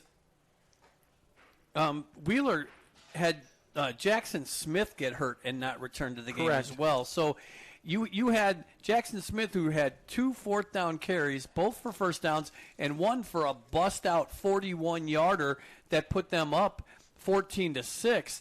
And you thought Wheeler had a chance, and they just fought all night long, being undermanned, being a 2A school here on a 4A campus. And I give the Wheeler Bearcats a ton of credit, leading by 2 at halftime, really fighting uphill all evening. And then you got to give Kankakee Valley an attaboy, because they did a great job. They knew that they were the better team on the field tonight, and they really tightened up the ship in the second half, and the statistics certainly bear that out. Now let's go to the statistics. Let's go ahead and bring in our third man of our crew before we go to the stats. Daniel, upstairs, talk to me. This was a difference of 2 halves, a little different than the second half we saw last week, correct? Yes, it was. Talk about what you saw from this team. How does it vary from last week against the Rensselaer Bombers? I think the Wheeler Bearcats found out that KV was a little bit chafed from last week's game. Yeah, I totally agree. I think KV came out here after last week's game, after being up by how much they were, and then giving that away. They came out here and weren't going to let anything like that happen like what happened last week. And another thing, with Wheeler's numbers, and they had all those guys that are playing double. You stay out on the field long enough, they're going to get tired eventually, and that's what happened. Exactly. There we go. I told you that Daniel knew what was going on. Players playing both ways, especially at that size. Daniel, I appreciate your work today. We're going to go ahead and wrap it up, but go ahead and keep taking those beautiful pictures as we get more statistics, and we'll talk to you soon. Ken Anderson, you've got statistics from our friends at Family Express. So what do you got for your second half statistics and your game statistics? Great job by you all night long. Okay, the Kankakee Valley Cougars, the winners here, 33-14 on the scoreboard. They dominated play, 35 carries for 242 yards, led by Marco Castro, 15 carries and 107. Diego Arroyo, the quarterback, who had 2 rushing touchdowns as well as a passing touchdown, 9 carries for 64 yards. And on the passing side, Diego had an outstanding evening, going 12 for 21 for 137, and that little short 1-yard touchdown pass to Kistler. Did a great job reading that play to get the Cougars into the end zone. Receiving, you had Eli Deerdorf with 3 receptions for 29 yards. Lane Zander had 3 receptions for 33. Gabe Kistler, 4 receptions for 35 and a tutty. Adrian Eichmann had 1 catch for 28 yards, and Marco Castro chipped in a catch for 7 yards.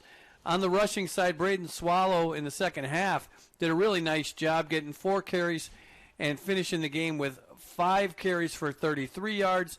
Lane Zander had that end around for a single carry for 27 yards in the first half. Adrian Eichmann had a carry for 3, and then late in cleanup time, Isaac Deerdorf, the brother of Eli Deerdorf, he had a carry for 10 yards. Austin Parks had a carry for -2, and Brev Whaley got a couple carries for no gain.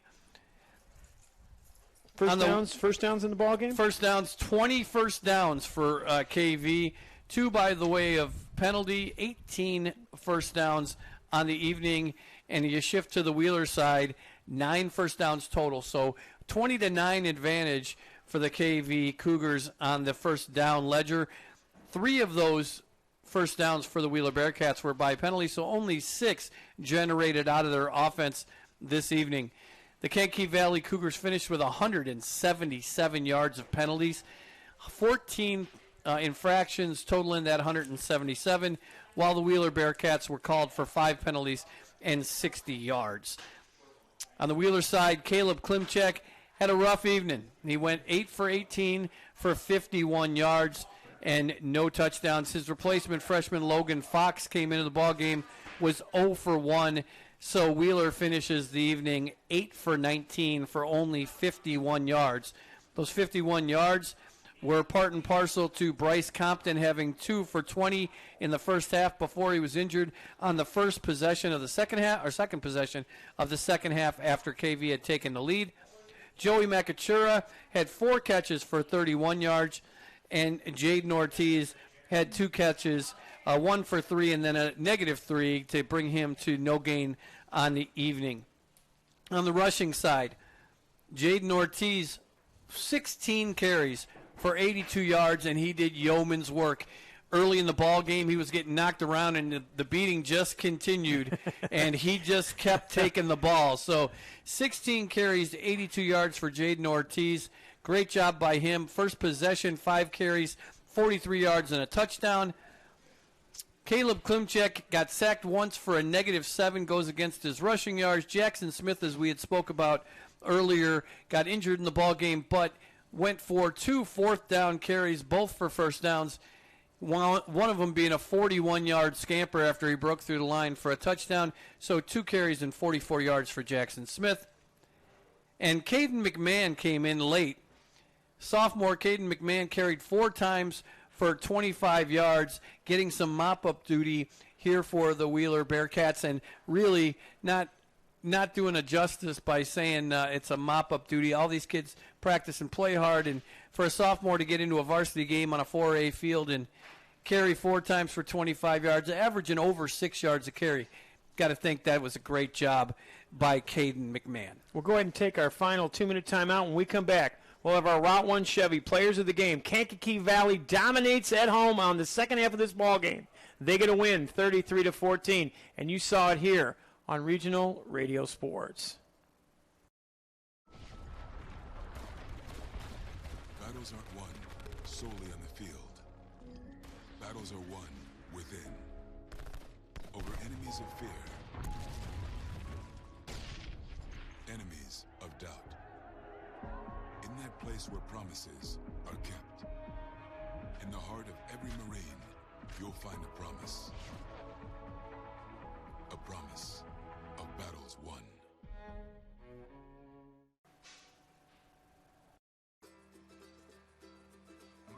Every day, people turn to their local Family Express store to fuel up and find what they're looking for. They enjoy their fuel for the day, fuel for their vehicle, even Grandma grabs some fuel for the grandkids before she gives them back to Mom and Dad. But what gives us all a little extra fuel? Saving money. And Family Express is helping you do just that with FE Perks. FE Perks is a rewards program helping you save money on fuel by purchasing everyday items. When you buy perked items like a pop or soda, depending on where you hail from, and a snack, items add up to even more savings. You save at least 3 cents off fuel every time you use FE Perks. Pick up your Family Express Perks card. Register and get exclusive access to club cards, coupons, and free items in store. Download the app or sign up with your phone number for FE Perks by heading over to FamilyExpress.com.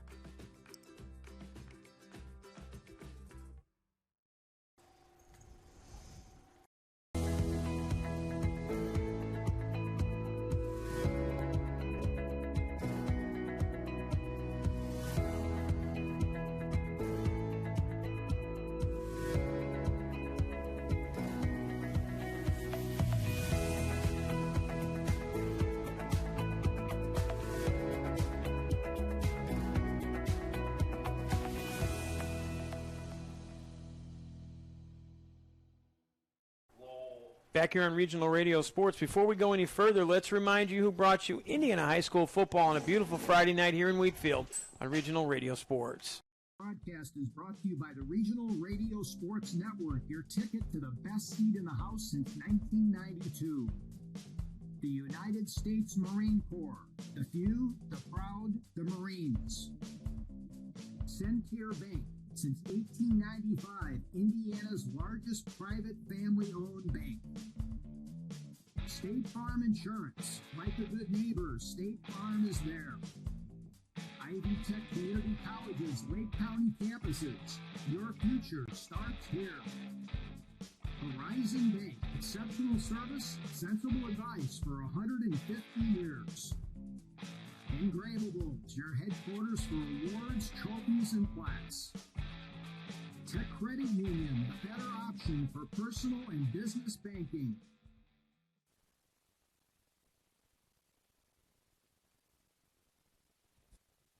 Broadcast coverage of the Kankakee Valley Cougars in the 2023 Northwest Indiana football season on RRSN.com video, Facebook Live, and the Regional Radio Sports Network, LLC, has been presented by Route 1 Chevrolet.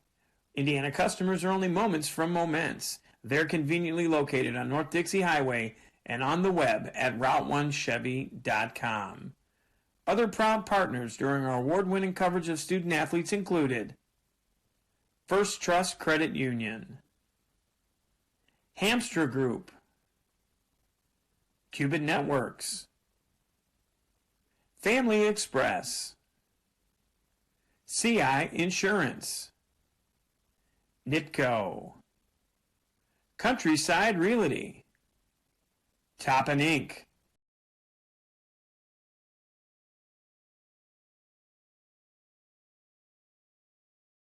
presented by Indiana Farm Bureau Insurance. Start with Indiana Farm Bureau Insurance and stop knocking on wood.